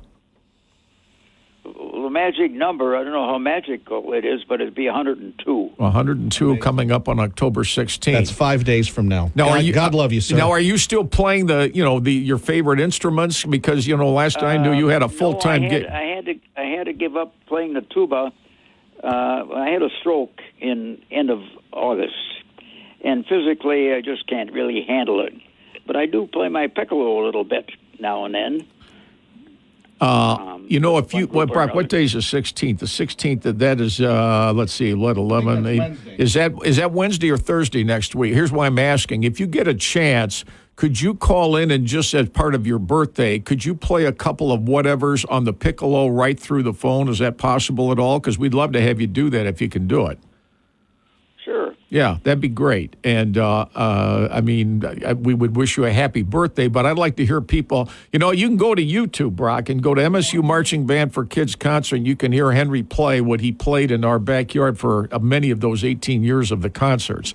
So if you I miss that, too. I miss it a great deal, and let me tell you, on September 15th this year, I was not pleasant to be around, more so than usual at the house, because I said to her, this is an absolutely perfect weather day, and if we would have held the concert this year, this would have been the day, and it was a mint condition day. But you don't get, it's a crapshoot, as you know, here every single year, which took a lot out of us, most because it has to have good weather. And for most of the 18 years that we held it, we did. And Henry was a star for many of those years. So if you get a chance on your birthday, please call in, have your piccolo handy, and find a tune that you can play because we'd love to hear it. Well, all right. There you go. I don't get many requests anymore, so. Well, I'm glad that obviously from August. I'm not doing anything on my birthday anyway. I remember I asked my uncle on his 90th birthday a few years ago, I said, what are you going to do on your birthday? And he said, sleep. That's what he said. I want to sleep on my birthday more than anything. Well, I can fully understand that. That's what he said. At any rate, happy birthday in advance, and be sure and check in with us if you can on your birthday next week. All right. Very good. Thanks, Henry. I mean, imagine that, Brock. He's going to be 102. 102. But not only that, it's 102 and he's active. And not as only much that, as he can. It's what he say. He had a stroke in August, and he sounds fine to me. Yep. But as I said to Brock, I want to be careful with him because I don't know how legitimate the Dean curse is. But if there's doubt, don't put the Dean curse on him or anyone else. JC's in Lansing on the Culligan Wadler hotline. He's next. Morning, JC. Hey, boy. That makes me feel young. I'm 75 years old, and, man, that guy made me feel like I was 45 because he's 102 and still going, and, oh, my God, he's such a great guy. Yeah, he is. And, I'm 75, and I think you are, too, because I went to Eastern about the same time you went to East Lansing. But I wanted to thank you for the gift I got for winning the You Pick 'em, the golf, the arts bar, and the Cottage Inn and football tickets, and it was used them up so far, most all of them. But anyway, I was a pitcher in the American Legion, and I played on a West Coast team out when I was in the Navy. And I see the pitchers get a ball, they'll throw it out, look at it, shake their hands, throw it out, throw it. I mean, constantly. I personally, and I know you pitch too at East Lansing, I like the scuffed up ball because I could get more on it. I could throw a better curveball. I could make it drop better. And I've always wanted to ask you this.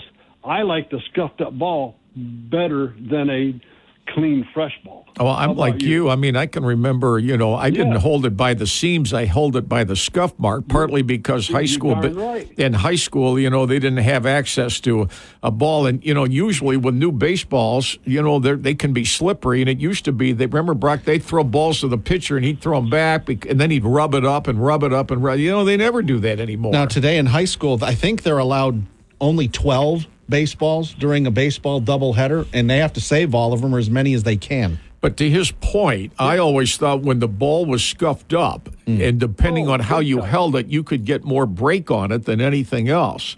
Oh, yeah. And I see these pitchers throw them back, brand new balls.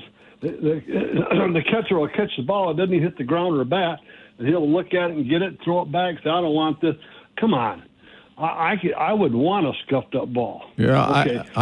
I don't know how many baseballs they go through during a game itself or during a day, but like you say, if it just grazes the ground into the catcher's mitt, he just throws it away, puts his hand back for the umpire to give him another ball. Goes in the batting practice. But I would think the new balls are still so slippery that, like I say, it used to be you rubbed it up to, get the shine off that thing, but you don't hardly ever see them do that. Don't the umpires do that before the game? I don't know. They used to. Remember they used to. They had the Bat Boys did that with some kind of a sandy stuff, and they would rub them up before the games. I think it was Bat Boys did, or the guy in the clubhouse did it. The home team clubhouse guy did it. Jesse Goldberg-Strassler would know that. But anyway, I had another question real quick. I was listening to Sam about that meeting Wednesday night. I think I'm going to go. Now, if you go to a school of choice, can you go just for sports, or does it have to be academics and then say, well, I'll kind of use the academics, but I want to play? Because I tell you, Eastern, Everett, and Sexton had so many kids. I think Eastern had one time 3 or 4 years ago, had 7 kids. I talked to the coach that were starters on East Lansing, Holt, and DeWitt on different teams that were starters on football that should have went to Eastern, but they went to these other schools. Now, do you have to claim I'm doing for academics, or can you just say I want to go play sports there? No, you have to be you have to be a regular student. You have to be. No, I know that, but I'm saying for me to go to school of choice, can I do it for academics reasons? Or do I have to say, can I just say, I want to go for sports? No, what your motivation for any of that is up to you. But you have to be a student at the school. What the reason you're going there, you cannot be recruited athletically per se. Yeah, that's against the rules. That's against the rules. But if you go there for whatever reason, you can tell anybody. I said, I'm transferring to Eastern because I want to go play football there. Yeah, you could say that. Okay. You have to be a student, but obviously, and as to your thanks, JC, to your point, some of them would do. My problem, Brock, wasn't scuffing the balls. My problem was I was always trying to get an illegal substance on every ball that I ever threw in high school. Why am I not surprised? At least you're admitting it. If they would have. Today, what is it after? How long does a game go before the umpire just routinely checks for pine tar and everything else? Oh, they check, at least during the Tigers series, they've been checking after the first inning, and they check all the pitchers, the relief pitchers, too. I would have looked like I fell into a pit of tar every time I ran out there because not surprised. If they checked me for an illegal substance, they would have to do it before even through the first pitch during warm-ups, and then if they kick you out and suspend you and all that, I don't know where I'd be today, probably somewhere still serving time. But I got them out. I got them out. What is it if you it's not cheating if you don't get caught. But pine, I couldn't find, the community ran out of pine tar when I was playing, because I used all the pine tar. Ryan Brem of Michigan State, he is at 2 under par.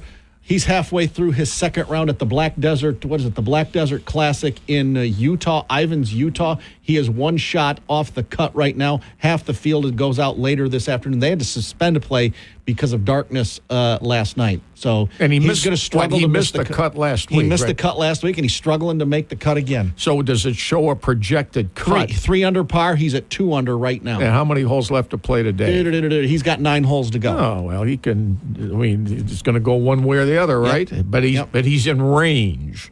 He is trying to keep his card for next year. All right. Now, this is a busy day in a variety of different ways. Brock's got pregame at 5 o'clock this afternoon, so that'll shorten the huge show. By 1 hour. This is because we're doing the East Lansing at Everett game, and Everett plays their home games at 6 o'clock. It is senior night at Everett High School, one of the positive surprise teams in the area this year. That press box gives you the best view of the game because there's the view's fantastic. There's no running track, so you're right over the top of it. I remember going to games there. You could always hear what the coach was yelling at his players or the officials because he was right underneath you. There was no running track to separate.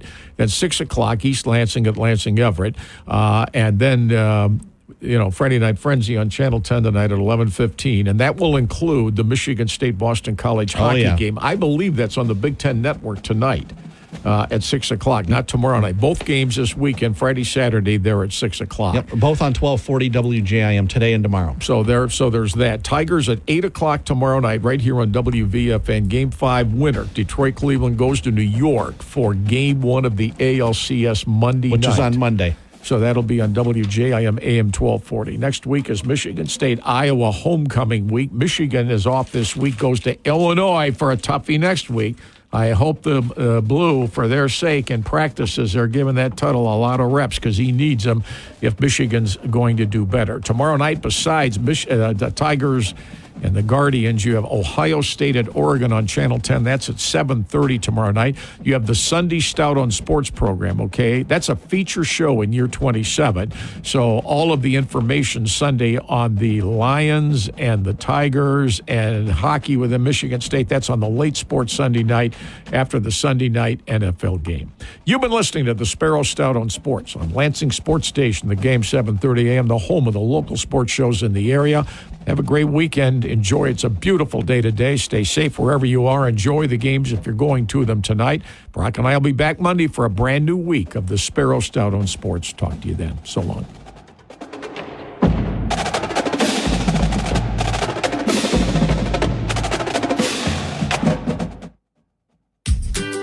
I'm Will Tiemann, and welcome to the Michigan Sports Brief for Friday, October the 11th, brought to you by Frankenmuth Insurance. Start a frank conversation about your insurance with one of our local independent agents by visiting fmins.com. MSU basketball travels to Northern Michigan this weekend. More on that in just a moment.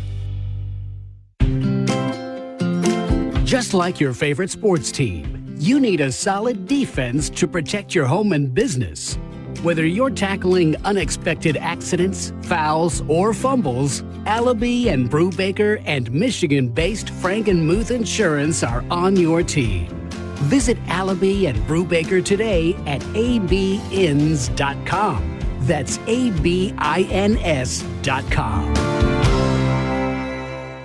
Michigan State and Northern Michigan will play a basketball game Sunday at the Superior Dome in Marquette. A little history on the Superior Dome is that it's a geodesic dome that opened as the world's largest wooden dome in 1991. The dome was also the home of the Northern Michigan Wildcats football team. Now, Coach Tom Izzo talked about another memory maker event for him and his players. Yeah, I am. I'm fired up to bring my team up there. I'm fired up to see the people. I'm fired up to maybe do something for Northern. I'm fired up for my guys because I think they'll have a better idea, you know. I always went to Flint. I always went to Detroit. I always went to Saginaw. I see where those guys were from. They never go where I'm from. And now they're going to get a chance, and maybe that helps them understand me a little bit better. And so I'm excited about that, but I'm really excited that a lot of people from down here are going up. And you know what? As a Division II athlete, and I'm making my first start against Michigan State in my entire career, that hits home a little bit too. It's going to be the Super Bowl for them. This is their chance, you know. They don't get to do this, and not many people give them a chance, especially at home. And so, yeah, this is my way of giving back to them. And like I said, I think when I was talking earlier, the first thing I thought about was calling them and making sure they let all the little Tom Izzos in that went up there when he was 6, 7, 8 years old. Also this past week, it was announced that Tom Izzo's jersey, number 10, which he wore as a point guard, will be retired at Northern Michigan University. Izzo was a Division II All-American at Northern and was inducted into the Northern Michigan Sports Hall of Fame in 1990. And as always, the Michigan Sports Brief has been brought to you by Frankenmuth Insurance. Frankly speaking, when you need us, we will be here. Find one of our local independent agents at fmins.com.